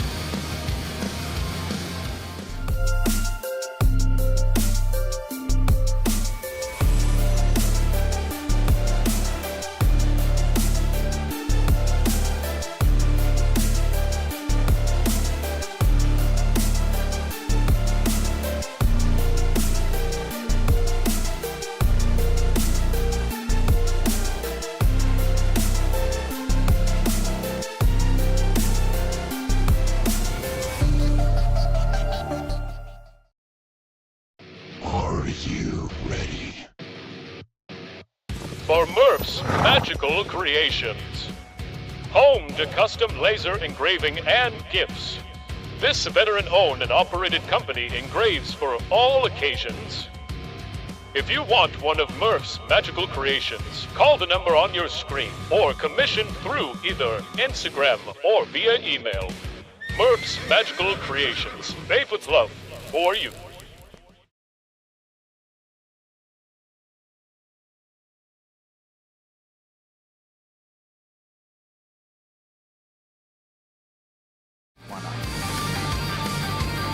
Back here in Las Vegas, and we ain't got a damn clue who won stage 2. I'll be honest with you. I mean, Dean and me, we ain't got a clue, but we're thinking it might have been Matt Cherry. We don't know if it was Kerry Tribune. We're trying to sort that one out for you.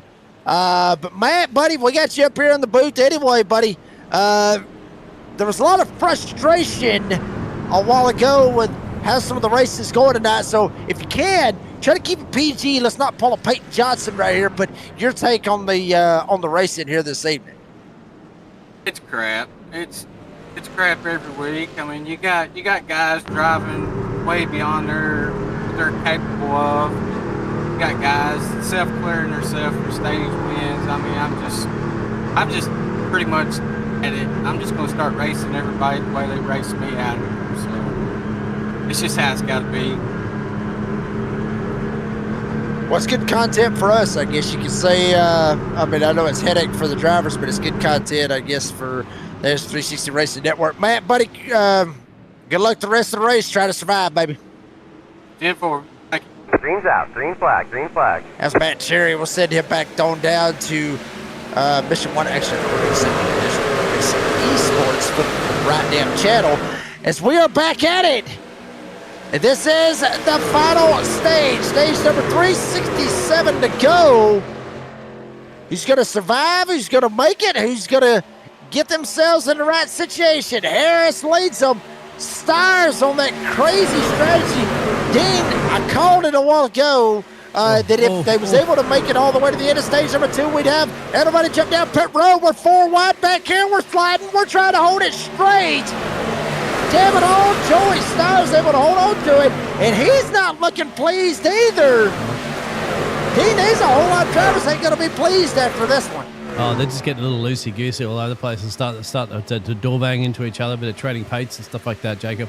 I think it's inevitable. I'd have to say, I hate to say it, but it's probably going to be a caution in about 5 laps, just the way that it is all over the place.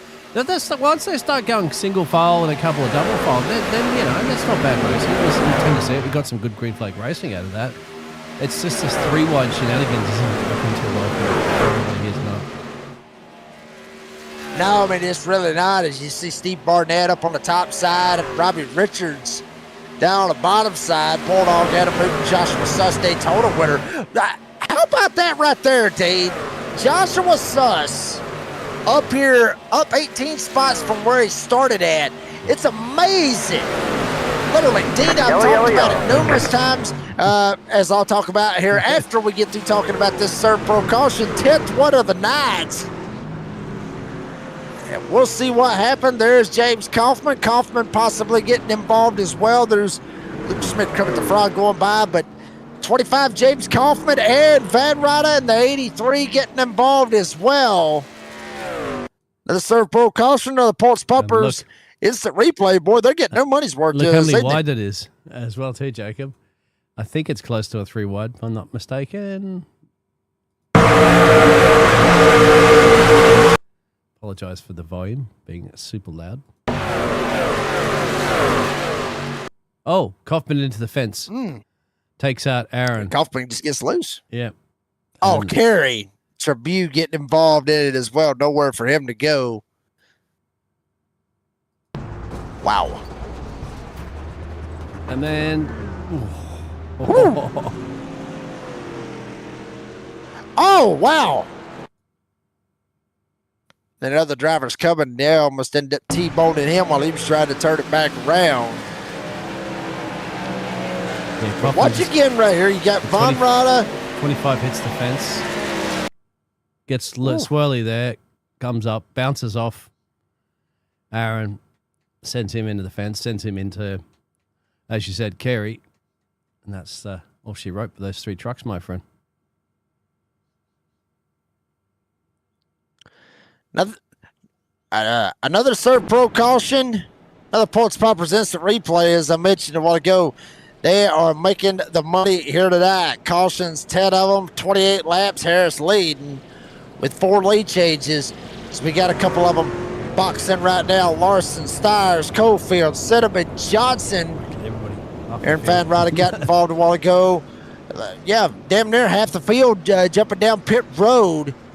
There's 25 of Kaufman as well. But Dean, back to what I was talking about before the wreck happened, as we see our Rich Wranglers, Garrett Abuse still leading everybody, and he's probably going to grow that lead a little bit after getting caught up in that last accident. But Johnston was sus, sitting in the 5th spot in the number 80.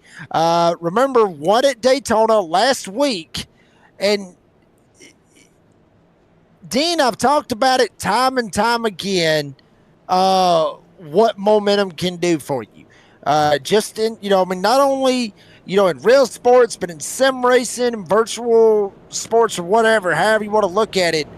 But it's amazing what momentum can really do, and what, coming from winning your very first race in NASRA all the way to right here, just a little bit past the halfway mark, and you're up 18 spots, and you found yourself up here inside the top 5. It's amazing. Yeah, the momentum should be quite good there for Joshua Suss. There he is. We'll keep an eye on his camera as well, too. He's got it plugged in, of course. He's got all the helmets in the background there. We'll see how it pans out. As you said, up to 18. Could he go back-to-back, my friend, in race wins? Speaking of that as well, too. There you go. The standings, that's his name locked in there with Permanently Frog. We have another new driver tonight that will be locking themselves into the fast 16. Or will Joshua Suss, and perhaps even, well, I'm not sure about Luke Smith. He's a lap or so down there, a bit of damage as well too on that truck. But if they do lock it, well, if Suss gets a win again, he denies somebody else from getting a complete padlock into the fast 16. Yeah, I mean, he absolutely could, Dean. Yeah. He really could. He really could. By the way, real quick before we go green, yep. We got beef. I got beef. And usually I do each and every week. I got beef. And go ahead, throw this at me. I'm probably going to piss some people off here, but I got beef with the morning drive. The morning drive guys, Pete Pistone and Mike Bagley on Sirius XM Satellite Radio. I called in, I voiced my opinion because of NASCAR having the clash at Bowman Gray. Is that even happening? And I said, yeah, it's happening Wednesday. But I voiced my opinion, and I said that it needed to go back to Daytona because of the speed weeks and the tradition and having the whole week and everything else. And they basically tried to make me look like an idiot on the radio. So you, sir, you two gentlemen, we got beef. I'll explain a little bit more about it on the next caution. Green flag back in the air. Harris, stage 1 winner, back up front. Richards, Barnett, Newton, Blanchard. All 5 of them trying to mix it up. Here comes Blanchard down the inside, puts the block on Suss, as here comes Robbie Richards, 48. Throwing it back, looking like a Martin Truex Jr. truck. 48 Chevy trying to go to the front, Dave. He's going to share the lap leaders as well, too. Believe it or not. I don't remember Graham Messer or Brady LaBeouf leading a lap there, but that's where I might be wrong on that one. It shows you the one. But Steve's got that one back up there, and Harris as well, too, into the lead. Whoa! There's a big slide out of the corner for Steve Barnett, sorry. Wow, it's all happening here. Look at this, Jacob. 3-1.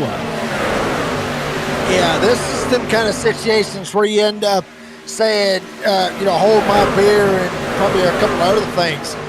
With just so much going on, so much door banging, so close racing. Lucas Lyons back up here in this mix after the issues he's had here this evening.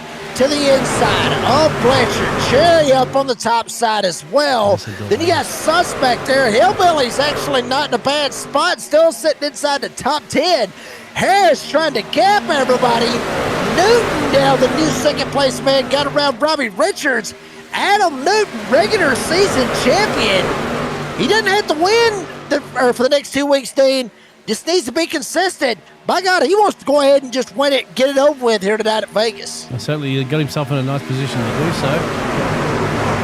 So we'll see. And Newton's been quite the quiet one in this one, hasn't he? He hasn't really, I don't think he's really got himself on the damage list either. Too much there, if I'm not mistaken. Right. There is no Newton on there, my friend. No Adam Newton. So let's keep this nice clean.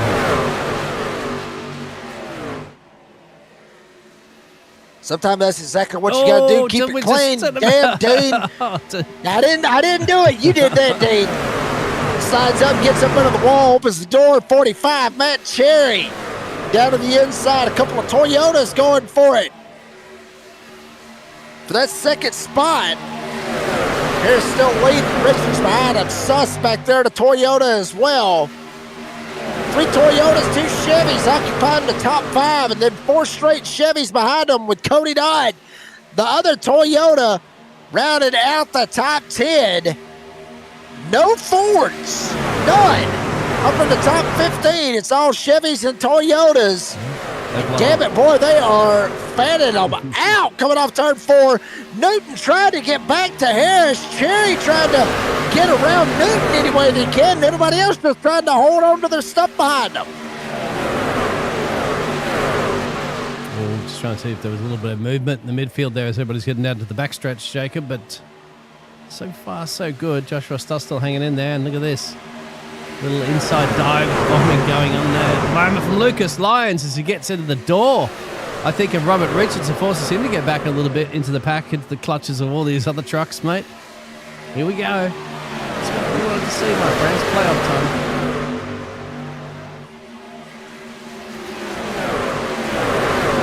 Very much. Still sliding around, trying to hold on to it. You know, Dana always kind of liked this track right here. When I raced this, damn it, here we go. Robbie Richards, he was up there at the front. He got it into the fence. Yeah. There's Brian Chew right there as well. Kind of got into it a little bit. Oh, wow, this is... Yeah, Richards going down for a black flag that's being served at the moment. Could have been incentive points, as you mentioned. Yeah, either that or he's got some serious damage. We saw him a while ago slide up, hit the fence. Bray LaBeouf, boss man, up 13 spots. He's up inside the top 10 as well. Cody Knott trying to get up inside this top 10, make something happen. Tyler Goodwin, 13 right here behind these old boys. Sitting up in the 11th spot, trying to crack the top 10 as well, riding on board with Bray LaBeouf. Was from Louisiana, now he is in Roll Tide country, Tuscaloosa, Alabama. He's never going to live that down, Dean. He's never going to live that down.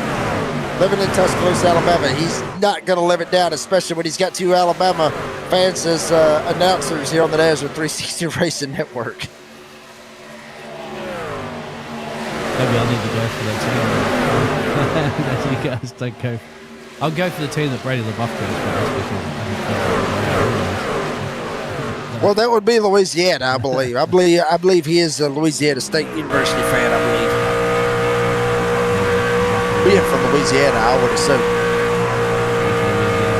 Harris in the lead. Newton hanging in there at the moment. All those pit stop strategies are similar on that one. So they all took freshies and some repairs, and they've done a quick lap.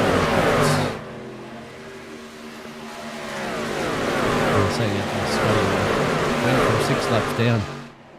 Chad Scott is out there still running in P29. I've got, seeing currently at the moment he's 6 laps down there still, unfortunately. Well, he needs a couple more cautions to get himself back on this one, but he's not around the spot currently at the moment where it looks like around there, so just holding himself on to the lead lap here at the moment. So,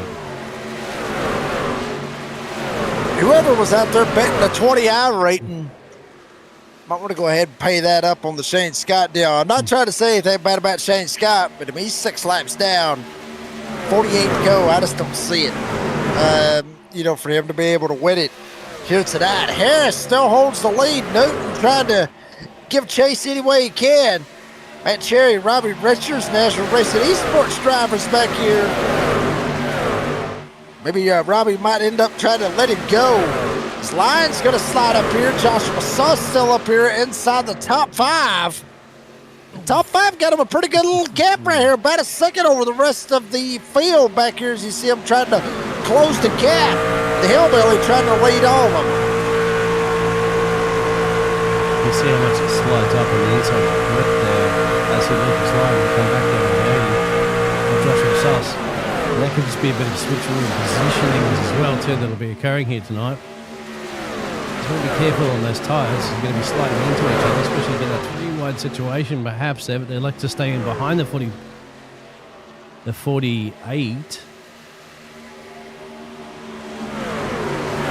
That's 45. No, that's 48. We got a car in the mix there. That's back there. That's why I'm confused on that one. That's Robert Richards.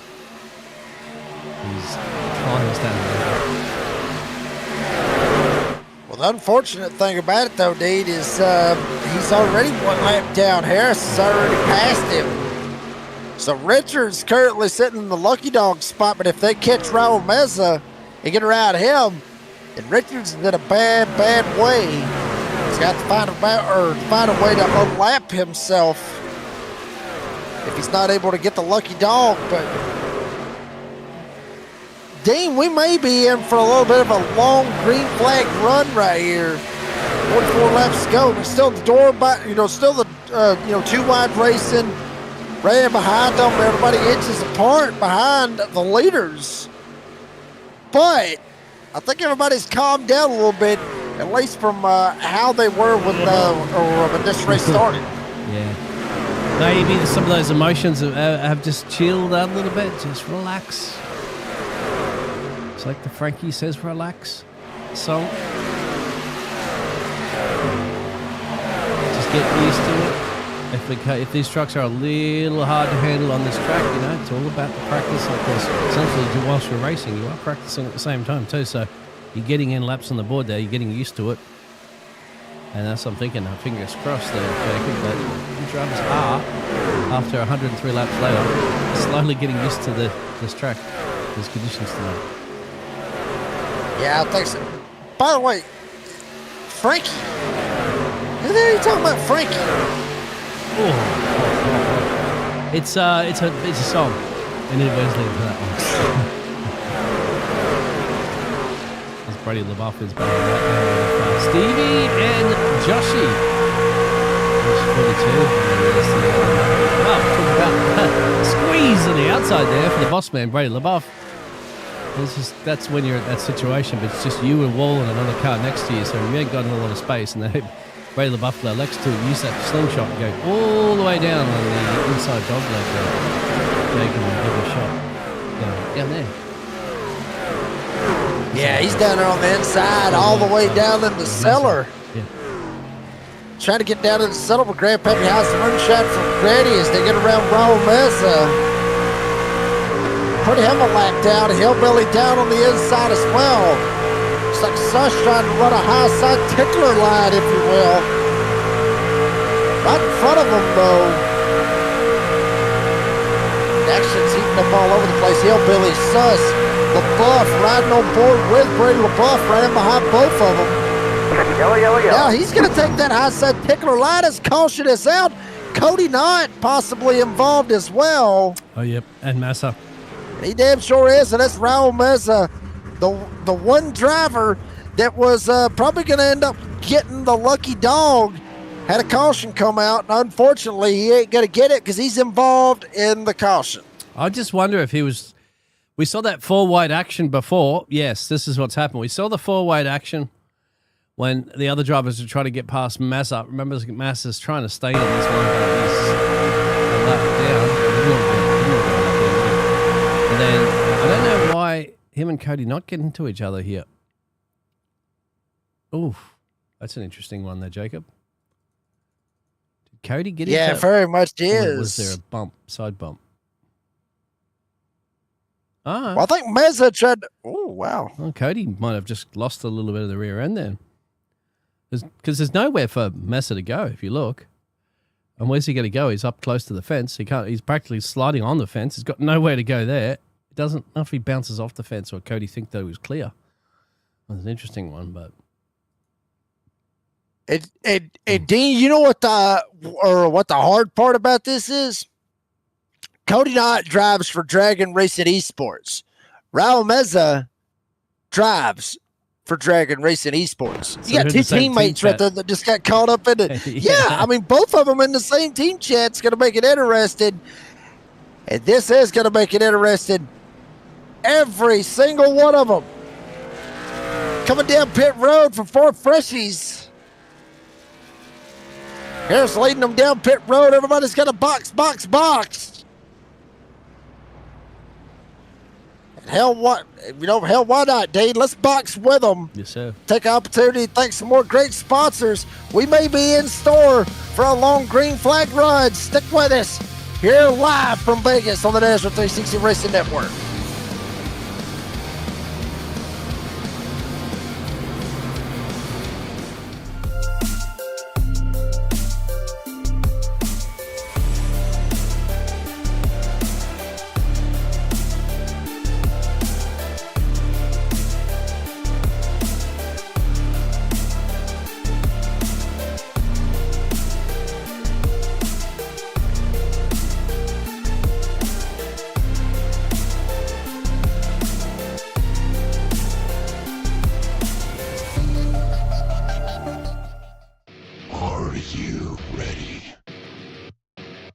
For Murph's Magical Creations. Home to custom laser engraving and gifts. This veteran-owned and operated company engraves for all occasions. If you want one of Murph's Magical Creations, call the number on your screen or commission through either Instagram or via email. Murph's Magical Creations, made with love for you.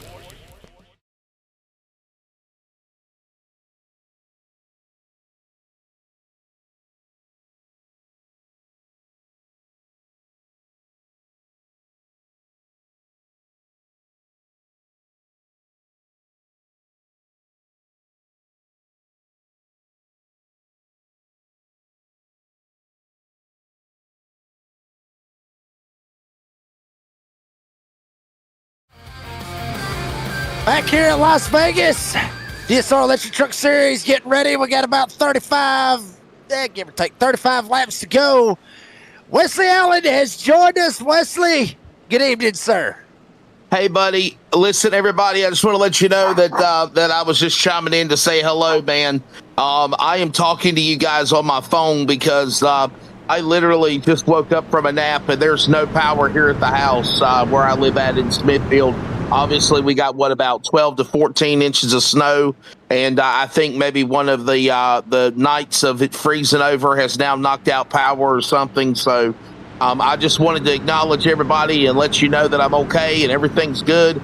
I refuse to do a broadcast on a cell phone, so I'm going to let you take it back, Jacob. God bless everybody, all our NASRA family. Be safe out there, and I'm going to try to find a way to find some warmth. Y'all tomorrow night. See you, Wes. See you, Wesley, buddy. Hopefully get yourself warm. And I'll say this, if you ain't going to be broadcasting it here tonight, I'd stick around because I got a feeling all hell's going to end up breaking loose here tonight at Las Vegas. Adam Newton back up to the front, Dean. Regular season champ trying to mix it up. Matt Cherry trying to look down to the inside any way that he can. Not able to do it. Adam Newton trying to hold them all at bay. Let's see how it's going to go. Cherry's going to apply some pressure at the moment, but 36 to go. He's still got plenty of time. These drivers all got some freshies when they came down to that pit road on lap 107 there, Jacob. So they're all eager to use as much of this grip traction as they possibly have at the moment and try to get some positions shuffled around. Yeah, trying to make all the moves that they can. Newton trying to hold him down. Now it's right at 35 laps to go. Coming back this time, 34 laps. And everybody's on the same playing field. Indeed, everybody went in that last lap at 107. Has the freshies out of it. And Andrew Harris up here trying to mix it up. Trying to go for the third spot on the Hillbilly, Steve Barnett. Adam Newton, Matt Cherry, still 1-2, single file. Roger Diebold, Jaws up here with obviously Double L Lucas Lyons, Brady LaBeouf, Cole Larson, Joshua Suss, Chad Ross back up into this top 10 as well, riding on board with the Boston man, the Brickyard, number 24. Yeah, Brady's been having a pretty good race, I have to say, so far as well, too, so let's not jinx it. So, showing that Barnett's got a black flag next to his name as well. That's come up on our live timing. So he's currently running in P3. He might have to at some point. That's not cleared by race control or whatever. He'll have to go through a drive-through penalty. That's why it's absolutely completely outside the top 23 at the moment with Cody not running in that last place still in the lead lap. Uh-oh, but I don't have to worry about it. Damn, Lucas Lyons smacked the wall right there around Brady LaBeouf for the 24. Dean, don't jinx the boss, man. No. You won't get paid. You don't want to end up running that in that particular instance. They're still holding down this lead, though. Trying to hold off Matt Sherry. But, Dean, every Monday night we've sat there and we've talked about it. We've talked about the Bulldog, Adam Newton, and the regular season that he has had, and what he has done throughout the season is Matt Cherry trying to work down to the inside, but still the 19 of Adam Newton has got to he's got to be the sentimental favorite to finally get that championship here in NASRA. And to be honest with you, I feel like he's got the best shot. Is damn Hillbilly trying to hold on. Oh, God! Knocked around like a top, spun it up, hit the wall. Chad Ross in it as well. Caution's out again. Well, don't have to worry about that black flag now. Josh Suss looks like he's got one too. But there you go. Well, you saw that, didn't you? I saw him get loose. We'll have to go back and specifically look at there was contact before he got loose there, Jacob. But I got it live here on the NASRA 360 Racing Network. There's contact 87. Oh, wow. Harris just nailed him. Yep.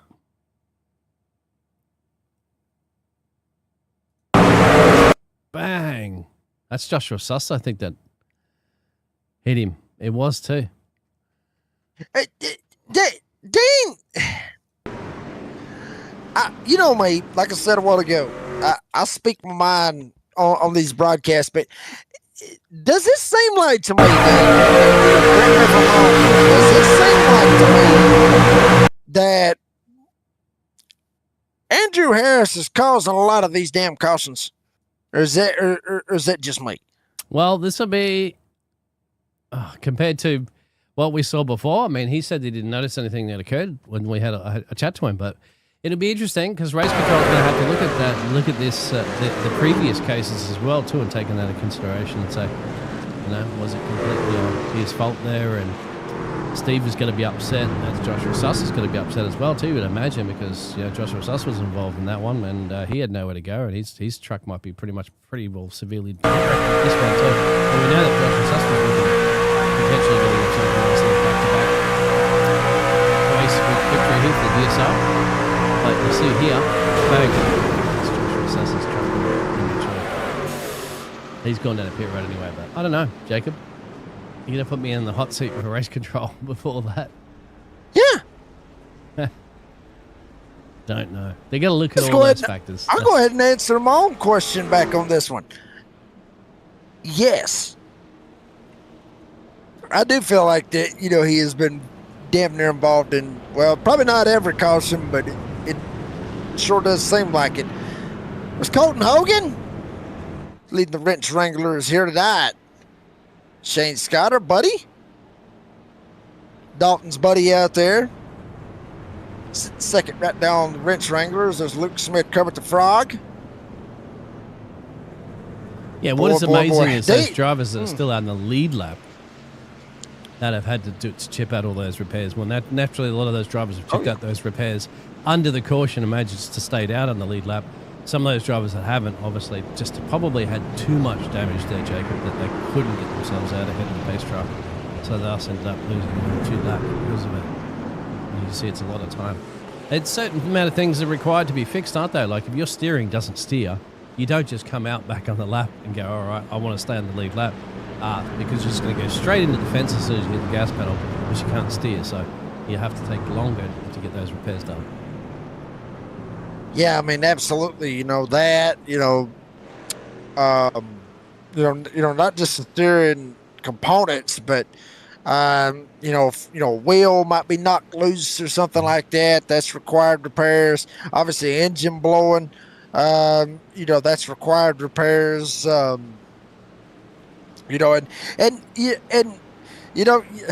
lot of people may be asking about this, and that's fine. Some of you may not understand this as far as iRacing goes, but when they say required repairs, yes, that means when you park it in the pits, you're sitting there. Yeah.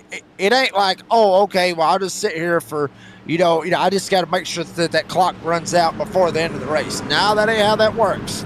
You get required repairs, you park it in the pit box, and if it says 30 minutes, you're talking 30 minutes. you better go. You better go get you a couple of cold beers and just sit there, son, because you're gonna be there for a little bit. Green flag back in the air. 28 to go. Now make it 27 to go. Here on the NASRA 360 Racing Network 220. Just to let you know too, Jacob, so that's what they'll have. They'll have required and optional. Required you can't skip. Yeah. Optional you can. But optional sometimes could be something that you do need anyway. But back to green flag racing, as you mentioned. So that's just for anybody that doesn't drive, including myself. And I reckon drivers have told me over the years, but if you are tuning in, thank you. That's the situation. Ask questions anywhere out there in the chat if you do have any questions about specifically stuff that you don't understand about racing, understand about this particular league and the format and what's happening. We'll try to answer them to the best of our ability. Yellow flag is out. Yeah, like why isn't Dean already showing his picture on the live on the broadcast? Caution's out once again, third pro caution. Oh. Robbie Richards, you see him right there. Peyton Johnson. That's blowing up. It up. wasn't Andrew Harris. Harris ain't nowhere around him. Peyton Johnson blowing up though. Yeah. That's hey guys, I'm back. Believe it or not, the power just came back on, man. So I quickly connected with you guys. So I'm going to try to be with you guys till the finish of this race if you can hear me.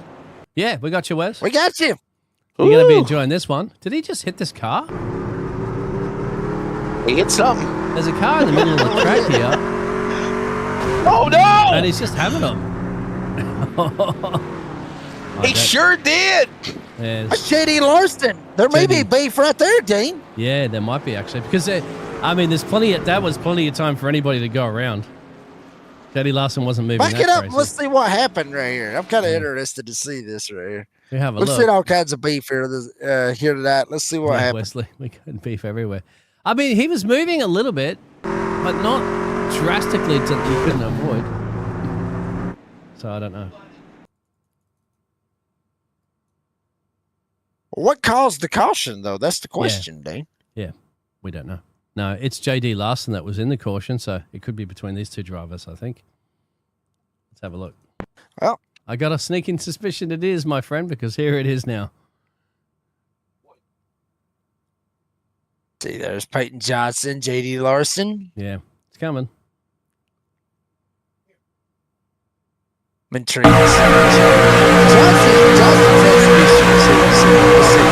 Yeah. JD comes up. JD comes down.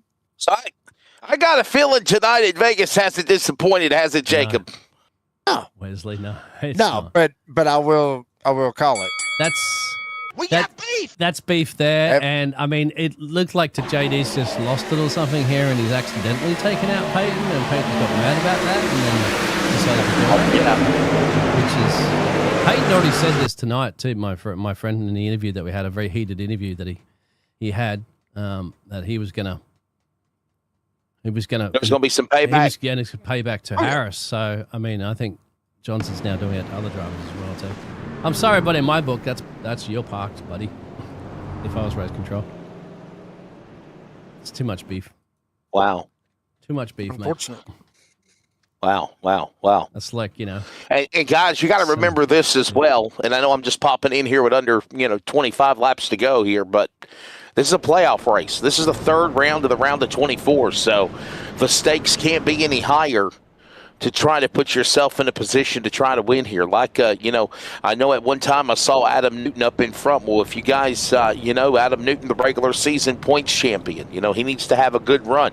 Harris, maybe ruffling some feathers, though, Jacob, but right now he's the top dog here.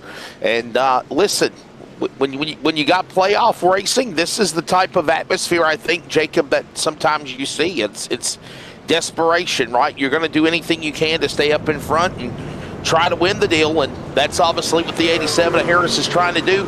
He was fourth in the points before tonight's race, and obviously in the Sweet 24, you win, you advance. We know Luke Smith and Joshua Suss are the only two drivers to advance, and you're down to the final race in the round of 24 next week. So if you want to transfer and you can't do it by points, you got to do it with a win. You're going to see everything desperately to do that, Jacob. Yeah, but here's the problem with that, Wesley. At what cost are you going to do that? That's the question. Very good question. How many people are you going to piss off to get into that fast 16? Because here's the thing: you piss off enough people, you wreck enough people, and somehow or another you win. You get yourself into the fast 16. Well, it ain't over yet. I mean, there's still racing to go. You still got another 4 races before you get into the Championship 8. Then if you make it to the Championship 8, everybody that you pissed off sitting there waiting, they're not going to let you do it. So at what cost is it to make it into the championship? I mean, at what cost is it? How much wood could a woodchuck chuck if a woodchuck could chuck wood? 23. Bam. Green, green, green. Let's go back to green as we get ready to settle this one here, by the way. 22 to go here at Vegas as we go back to racing. And Jacob, what a launch for Harris. But there's Diebold. And Brady LaBeouf, the boss, Season 2 champion, right there to the inside as they're door-to-door for second, heading to 2. Yeah, Brady LaBeouf just sliding right up here on the inside lane, trying to make something happen. Jonathan Cofield back up here in this mix up 27 spots. Morales up 28 spots. Goodwin up 19 spots. All these old boys was back there at the back. Now they're riding up here at the front, down to the nitty-gritty. Rumbling now through the tri-oval here at Vegas. It's a mile and a half. The Nellis straightaway on the back straightaway, adjacent to the Nellis Air Force Base. On the back stretch as well. All the while, it is Harris now. LaBeouf right there in tow. Everybody now, stride for stride. Harris now jumps out of line. He'll look for the lead now as they go into turn number 3. Yeah, LaBeouf right there with him as well. And here comes that towing company, Chris Blanchard with Jonathan Cofield going for the 4th spot. They're going to mix it up. Larson and Lyons back there. They almost ended up wrecking coming off 4. LaBeouf to the top, down to the bottom, catches the trap. Brady LaBeouf, the bolt man, trying to win it. Here it's a dot in Vegas. Not able to get the run, though. Here comes Harris back on the outside. Ladies and gentlemen, that will also set us up for the Premier Racing setups. 20 to go as they work their way off of turn number 4. Now to the line, 19 to go. It is Harris in the lead, but look at that dogfight behind them. LaBeouf, Blanchard, Diebold, Newton, storm brewing as they go back up the bacon into 1. Yeah, it already faded out, going to 3 wide. There's Newton with Larson, Diebold up on the top side. LaBeouf trying to roll with Harris, and now also Blanchard trying to make a shot. Down there on the inside lane, lap truck Aaron Van Ryder. Oh, he is in a bad spot. Maybe looking 4 wide. Damn it all, we are. For a second, went 4 wide with Van Ryder on the bottom. And Matt Cherry going to slide up, give the shot to Adam Newton as Harris leads him in 1 and 2. 3 wide now. Cherry right up the middle, right there for that spot for a moment. Diebold losing ground. He'll fall back behind the top 5 with Larson, Diebold, Lyons in that position. Meanwhile, LaBeouf down to the apron. Battle for the lead. Battle for the championship to advance to the semifinals. It's Harris and LaBeouf out of 4. Yeah, I mean, and Harris was doing all he could to hold on to it right there. Almost wrecked it. Matt Cherry out of nowhere. Blanchard and Hidor bang. They slide up. They get into Newton. Dirt tracking it through 1 and 2. Newton gets kicked out of line. LaBeouf goes up the second. Cherry to 3rd. They're all chasing Harris. Look at this move now up on the outside lane. Diebold and Blanchard now run each other up the racetrack. Here comes Diebold. The gray Florida Cabinet Distributors number 14 truck onto the pit lane. All this chaos and mayhem goes on with now 16 to go with Harris leading in 1. And Harris has got it by damn near a little under half a second. with LaBeouf and Cherry slugging it out for the second spot. Lucas Lyons stuck right there in third. Took a shot, thought about the middle, taking it to the bottom, not able to make the run. Cherry gonna chop the nose, slide down right in front of him. Lyons, he'll go for third. Cherry goes to second, and it is a Hornets that's behind him. Good God almighty, here comes Cole Larson on the bottom side. They thought about going 3 wide again. They will go 3 wide. Larson on the bottom now. In the middle lane is going to be Lyons, and now Diebold up on the top side. Here comes now Larson. He'll pull to the inside. He'll get the clear on both Diebold and Lyons as they work the back straightaway. Meanwhile, Harris, 15 to go, leads him in 3. The kid Cole Larson running up into the 4th spot. Only down 1 spot from where he started the race. He started in the 3rd spot.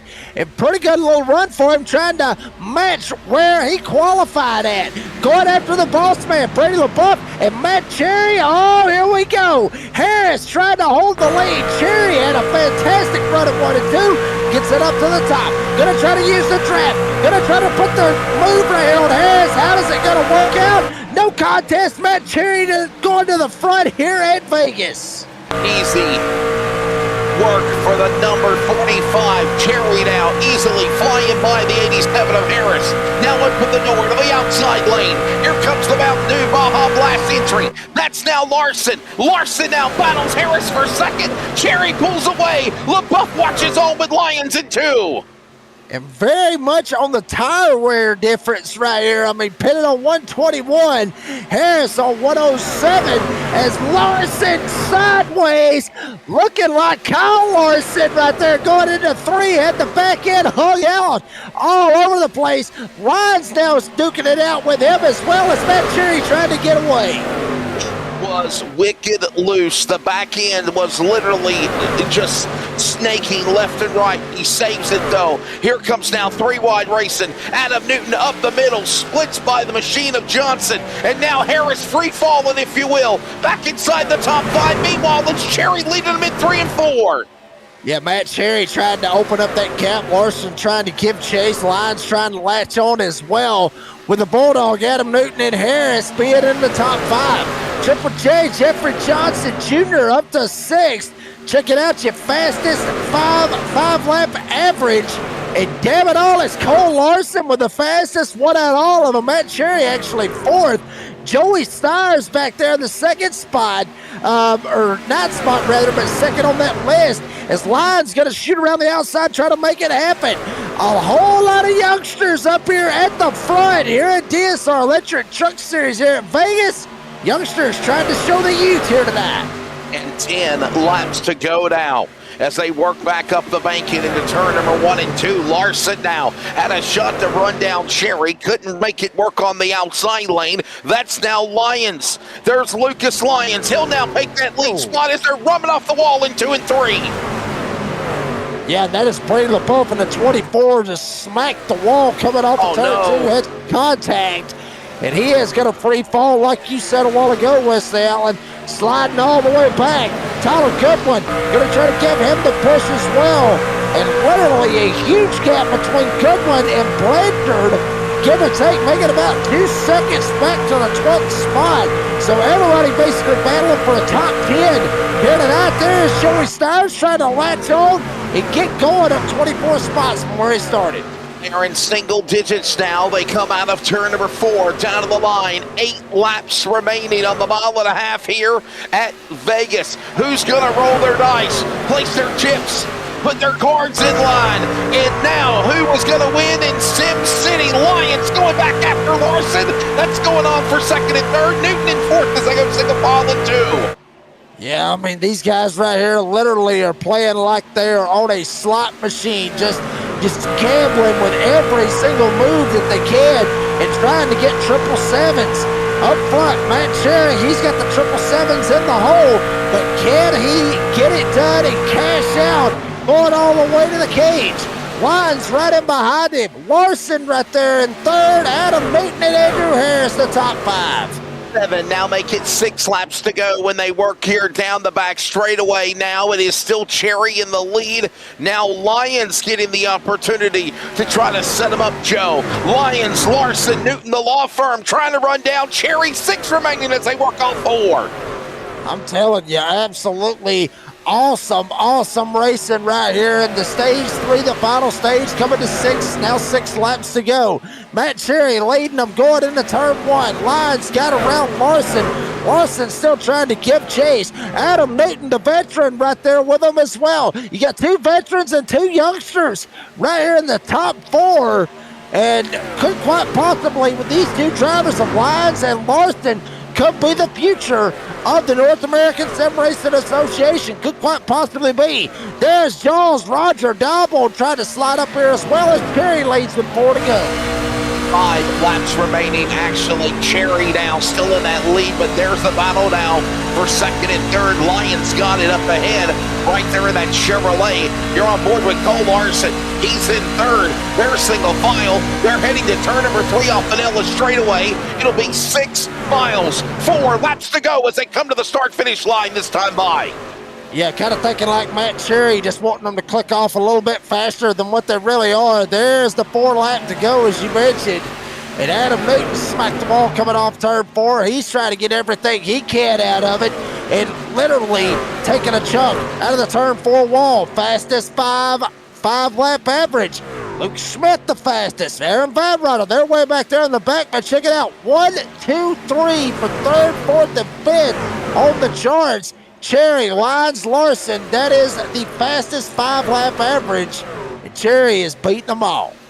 Watch all this going on at the line. Now make it 3 laps to go. Cherry up in front. That's the number 45 machine. Remember, crashed last week at Daytona. He now it's got the opportunity to be one of the drivers of 3 different winners in the first race in the round of 24 to advance to the semifinals. Fast 16. He leads them in the corner. He's looking for 2 laps to go. Jacob this time by to turn number 4. Cherry, Lyons, Larson. Anybody got a move for the 45? And when we talked to Matt Cherry a while ago, he seemed like he was absolute PO, was upset with how some of this races went on, with some of the headhunting that was going on and all that stuff. Now Matt Cherry may end up perking up a little bit if he can make it happen and hold off Lyons and Larson and get the win here tonight in Vegas as he works his way through 3 and 4, coming back to the white. Here they come, working out of turn number 4. 1 lap to go, presented by Darren's Detail and Shine. Matt Cherry's Toyota has got to hold the lights off of a couple of Chevrolets behind him of Lyons and Larson. Final time in turn 1 in Vegas.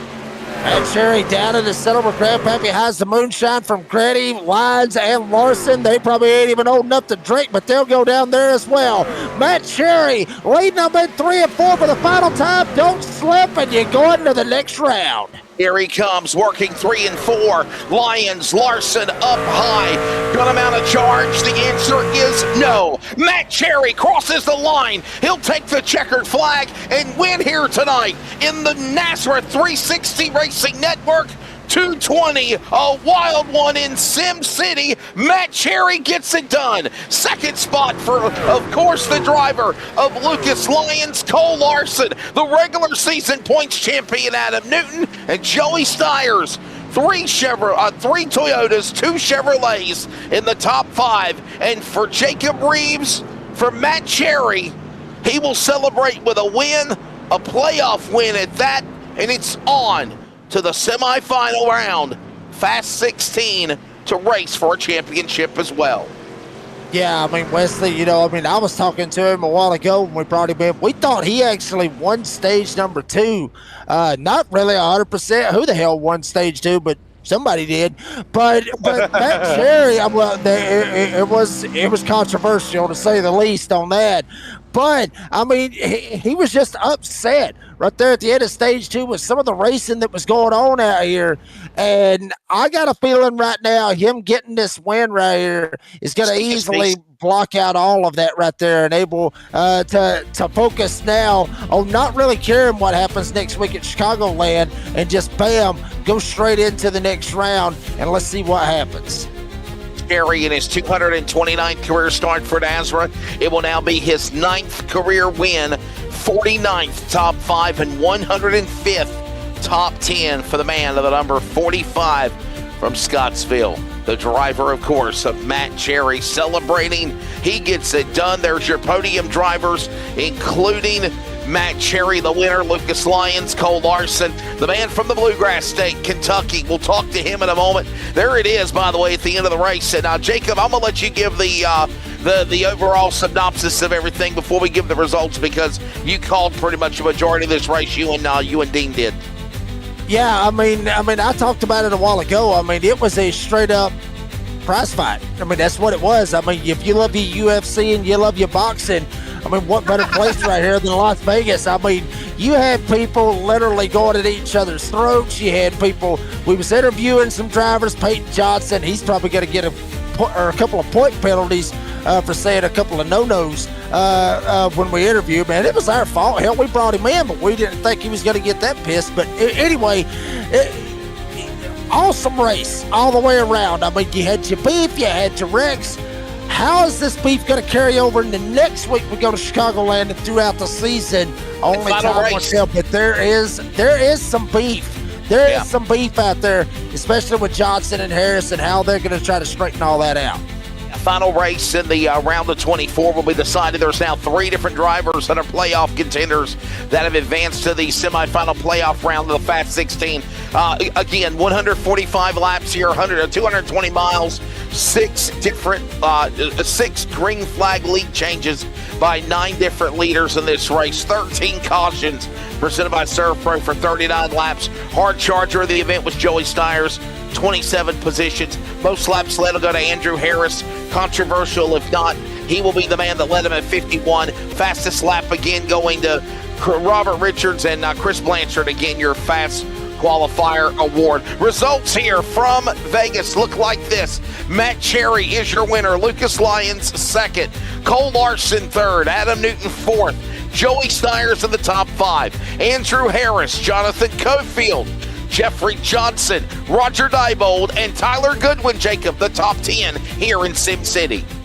Yeah, then you go to P11, which is where you're going to find the boss man, Brady LaBeouf, finishing 11th here tonight, up 9 spots from where he started. You flip-flop back. You go to Chris Blanchard back there in P12 after starting on the pole here tonight. Jason Morales will get 13th with the Spiceman Chris Cinnamon 14th. Cody Nod, who come in last in the points or point playoff grid tonight, he ends up finishing 15th, so good run for him with Buzzy Mongold in 16th. Robbie Richards, 48, had a shot to possibly get up here and make a top 5, if not win the damn thing. Unfortunately, gets 17th with Compa Joshua Suss, was hoping for a top 5 after his first win last week at Daytona. Ends up getting 18th with Aaron Van Ryder and Chad Ross rounding out the top 20. James Kaufman, 21st. Raul Meza, by the way, on the road to the NASRA 500th career start. Okay, well, for that driver tonight, it is going to be his 498th career start. Career start 499 tonight for him. My apologies. So if he runs the NASRA Cup Series race on Wednesday, it will be tallied his 500th career start. Raul Meza will finish in 22nd, 2 laps down. Shane Scott, 23rd. Luke Smith, a man that won in the first round of the playoffs, has a bad race tonight. Mulligan, doesn't matter. He's 24th. Brian Chew, Peyton Johnson, J.D. Larson, Steve Barnett, Colton Hogan, Kerry Tribute, your top 30, and the rest of the rundown of the starters of 33 include Taylor Peacock, Phil Pappas, and Justin White. Well, I'm going to hang with you guys for post-race. It's presented by Florida Cabinet Distributors. Jacob and myself will talk to the podium of Matt Cherry, Lucas Lyons, and Cole Larson when we come back from Vegas. Craftsmanship that lasts a lifetime is Florida Cabinet Distributors. With over 20 years in business and 39 years of woodmaking experience, they proudly serve Northeast Florida to Southeast Georgia, delivering custom woodwork that combines precision, beauty, and durability. Whether you're dreaming of a custom kitchen, bathroom vanity, fireplace and mantle, entertainment center, outdoor kitchen, or even a full library, we can build it at Florida Cabinet Distributors, exactly the way that you envision. Hey, no project is too big or too small. If it's made of wood, Florida Cabinet Distributors can make it. Call or text Steve today. Yes, they gave us his personal cell number, 904-874-3442. That's 904-874-3442 to book today. Florida Cabinet Distributors, craftsmanship that lasts a lifetime.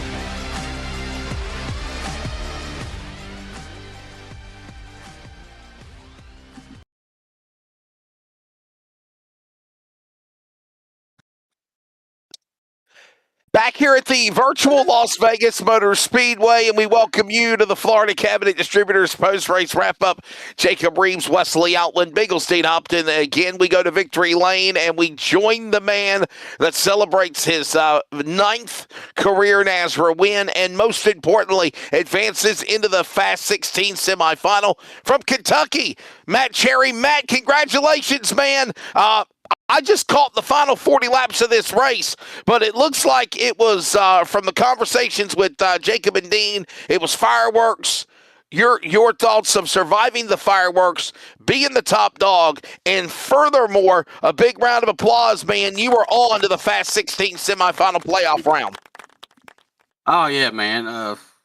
We came into this race, I think we were 17 points below the cut line. I honestly didn't think I was going to make it, but I came in here tonight with the mindset I was going to get max points and, just give it hell, and that's what we did. And, stage 2, we had a little scuffle with old Roger Debo. Me and Roger's cool and everything.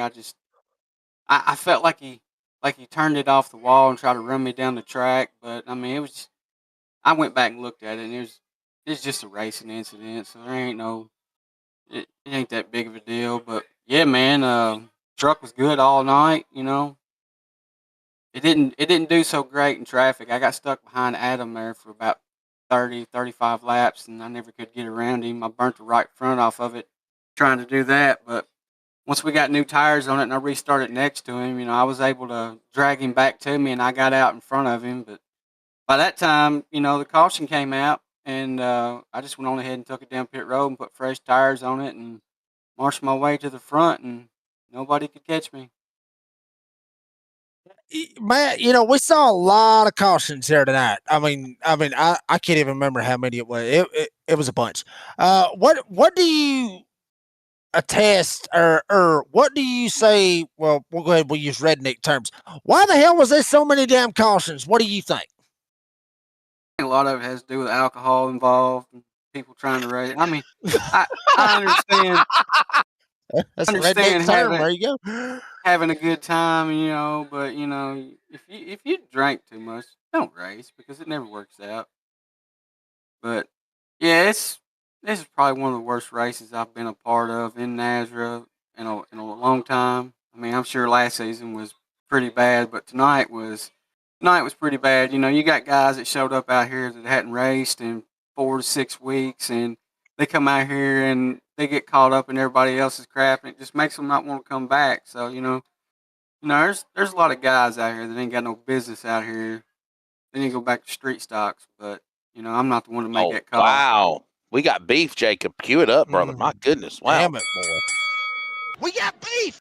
Just we like got beef.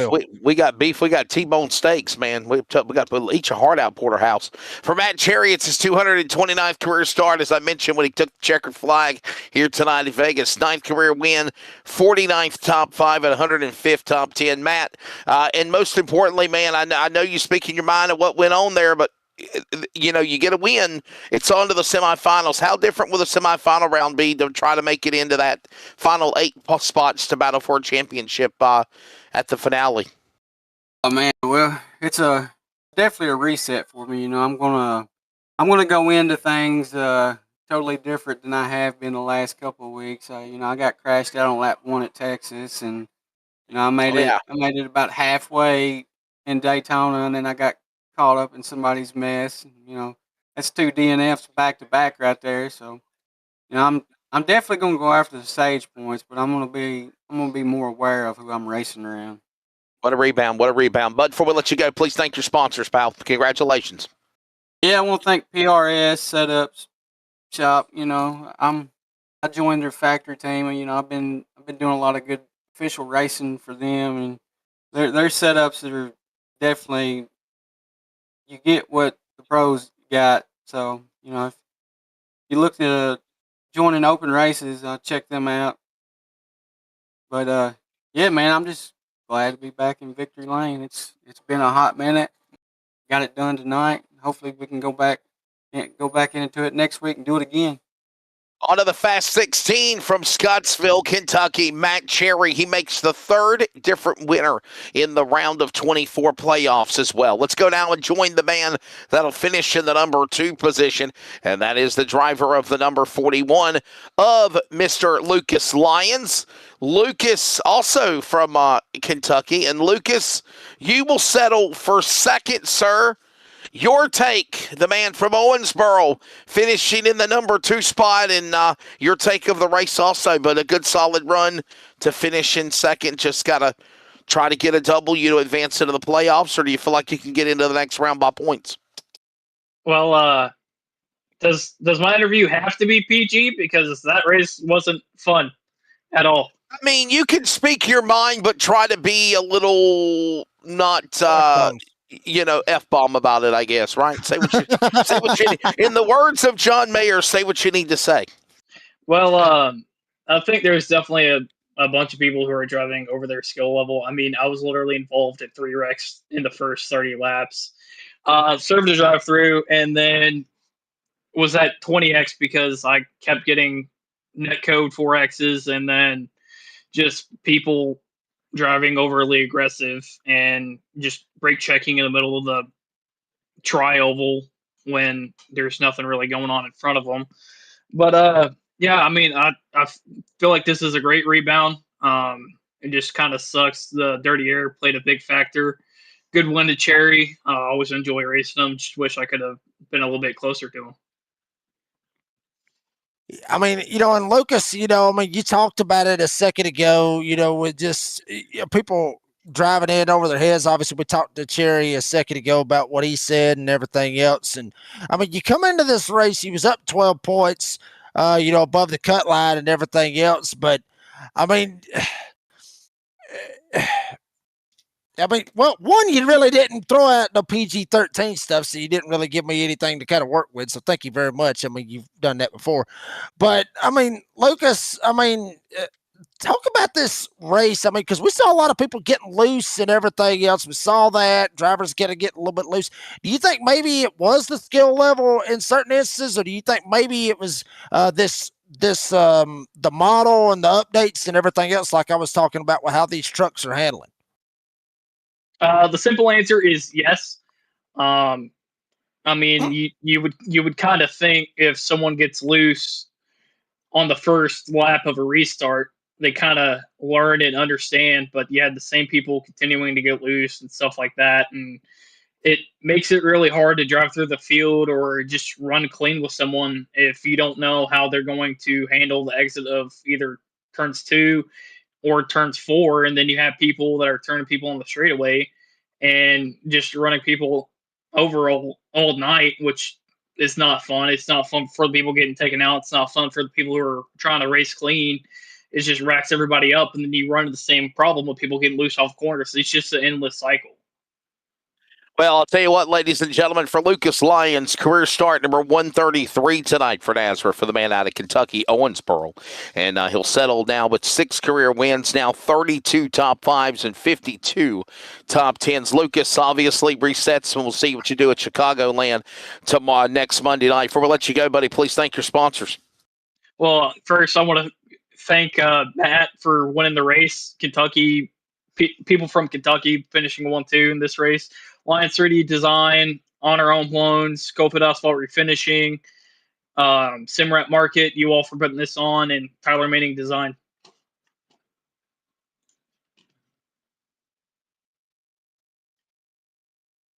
Well, there's the thoughts of Lucas Lyons, everybody. Again, he's got a different perspective of maybe the race winner's thoughts there, like Mr. Cherry gave us. But nonetheless, it sounds like it's different perspectives, but still the same thing. Frustration, surviving Vegas at the end of the night and getting a second position. Let's now join our buddy in the number 20 machine, and that is Cole Larson. Cole Larson and the number 20 Baja Blast Green Mountain Dew number 20, and he'll settle for third. I'm sorry, it's the Maui Burst. I thought it was Baja Blast. My apologies. From Oregon, Illinois, Cole Larson. And Cole, man, what's your synopsis? What's your take of what a lot of people are saying was a controversial one here at Vegas, and you happy with a podium for third? Yeah, I agree with both of them. It was horrible. People were just driving over their heads, like they said. I started P3, raced the whole first stage, top 5. Me and Cherry got into it a little bit. We were 3 wide. He came down in a little bit, and we tagged, gave me a little damage, but we're chill. We were fine after that. Got some repairs done, and then had to go all the way to the back, and then got into something else. Got back to the front, and then I got into something else, and then I had like 3 minutes of damage. Had to fix all that, and then I ended up somehow getting back up to a top 3 there at the end. And yeah, I took tires when Cherry went. I was hoping that I was going to go green. Somehow I went green, so we're all worked out for a top 3. Cole, I talked about this a while ago as well, with, it's been a while since I've actually been in the seat and been racing in the trucks here at Vegas. It used to be where it was just foot to the floor for about the first 20 laps. I mean, it was like Atlanta Super Speedway type of racing. But it seems to me like it's not like that anymore, where everything, where the trucks is just glued to the ground for that first 20 or so laps. Is that what it is now? I mean, or when you're going, you're not foot to the floor all the way around for 20 laps, or is it still like that? It's just the handling's just off a little bit. Nah, it's definitely not like that. I'd say first 10 laps you could do that, and then after that, it just tires kind of start playing a factor, and the aero is just the aero package. I like it, but it just super aero dependent. Like at some tracks it's really nice, some tracks it's really not nice. Like this one, you couldn't when we got spread out there for top 3, we just really couldn't do anything because it was just all aero. By the way, guys, for Cole Larson, it will be his 86th career start for NASRA. He has no career wins, trying to find that first ever NASRA victory, and is now 20th top 5 and 32nd top 10 for the driver of the number 20 for Cole Larson. And by the way, guys, I did want to say as well, it is official, Jacob Reeves, Dean Hopton, and everybody at NASRA. If Raw Meza starts either tomorrow night's endurance race at Autodromo Hermanes Rodriguez or the Cup Series race at on Wednesday night for the NASRA Cup Series, it will be his NASRA's 500th career start. I just want to let everybody know that there could be history being made, obviously, in our next couple of nights on Tuesday or Wednesday. Cole, thanks for your time, buddy. Before I let you go, please thank your sponsors, and we'll see you next week. Yeah, I'd like to thank True Designs for the awesome paint scheme, my mom and dad for letting me do this, my dad for obviously like getting me into all this, and Aaron for being my good teammate here, and just my mom for watching, my grandma, my grandpa, everybody that watches. It's awesome, and just all glory to God, and just thank you to you guys. And this was a good race for me, but yeah. From Oregon, Illinois, there's the thoughts of Cole Larson, and I think the best way of summing up what might have been a frustrating night here at Sim City for the young man out of the Pacific Northwest from Oregon. From Oregon, Illinois. He lives in the land of Lincoln, so my bad. He's right there in the Midwest. But thanks for your time. Hey, listen, we go to Chicagoland next week. Jacob Reeves' final race in the round of 24 to advance into, obviously, what will happen for the, advance to the Fast 16 if you want to make it to the semifinals. Remember, this year there's only 2 playoff rounds before the Championship 8 battle for the title. So desperation indeed, whether you blame it on the track model, whether you blame it on the handling of the truck updates, or just, somebody even said drinking had something to do with it. And anyhow, when it's all said and done, Jacob, it sounded like it was a pretty wild one for you and Dean. I'm glad I was able to pop in here at the end for the final 30 laps. But it seemed by the time I got here, things finally settled down, simmered out, if you will. But big congratulations again to Matt Cherry getting the victory when it's all said and done, my friend.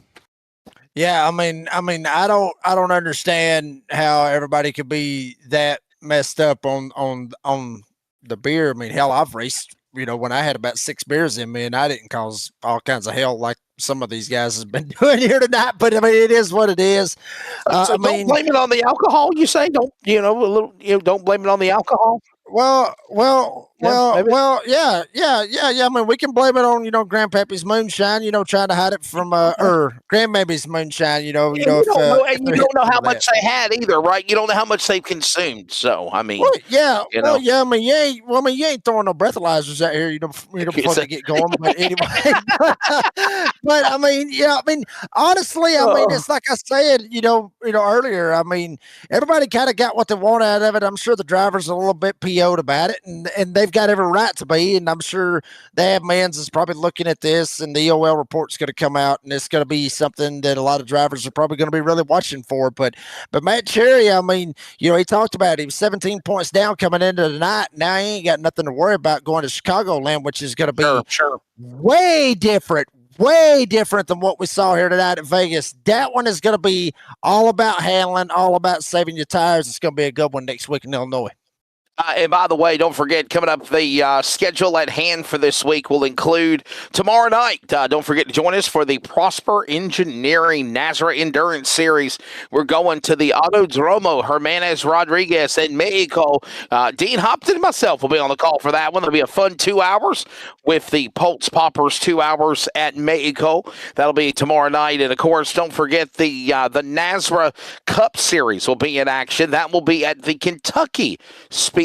This track is very similar to Vegas at Kentucky, 1.5 miles, same setup, same, configuration. That'll be for the Cup Series. And don't forget about the NASRA Cops Truck Series. They, of course, are in action on Friday night. Get you set up for that one here, as always, on the NASRA 360 Racing Network. That is what's to come up. And again, for the drivers of the NASRA DSR Electric Truck Series, they're also getting ready for Chicagoland. That will be next Monday night. The Darren's Detail and Shine 220, the final race in the round of 24. To advance to the Fast 16, you got to survive, you got to hold on, you got to see what you can do to go into there to make it happen. Nonetheless, of course, Matt Cherry will now join the likes of the other drivers as we show you the bracket one last time before we go off the air of course, the previous winners of the last couple of races that have advanced, that have got the lock. They're in desperation time. No doubt you can add Luke Smith, Joshua Suss, and now the driver's Matt Cherry's name to, and look at this, Jacob, and I'll say this in closing as well. Here's a guy, Jacob, that was outside the cut line coming onto this race tonight, and now he catapults above everybody, and he advances into the Fast 16. That's why some people like it, some people don't, but the bottom line is here. You win and you're in. The same for the regular season, the same for the playoffs also. Yeah, I mean, absolutely. I mean, and that's something, that I've talked about before is, this is what this is what iRacing needs, is this kind of playoff format, and this is what you got right here. This is the kind of entertainment that you get. We'll let the celebration begin for Scottsville, Kentucky's Matt Cherry. He wins at Vegas. We're on to Chicagoland. For Cody Knott, Brady LaBeouf, TJ Moore, everybody at the NASRA 360 Racing Network, and for NASRA, for Biggles, Dean Hopton, for Jacob Reeves, I'm Wesley Outland, fashionably late, but we still got it in. We'll see you next week in Chicagoland. Matt Cherry wins a wild one here tonight in Vegas. Good evening.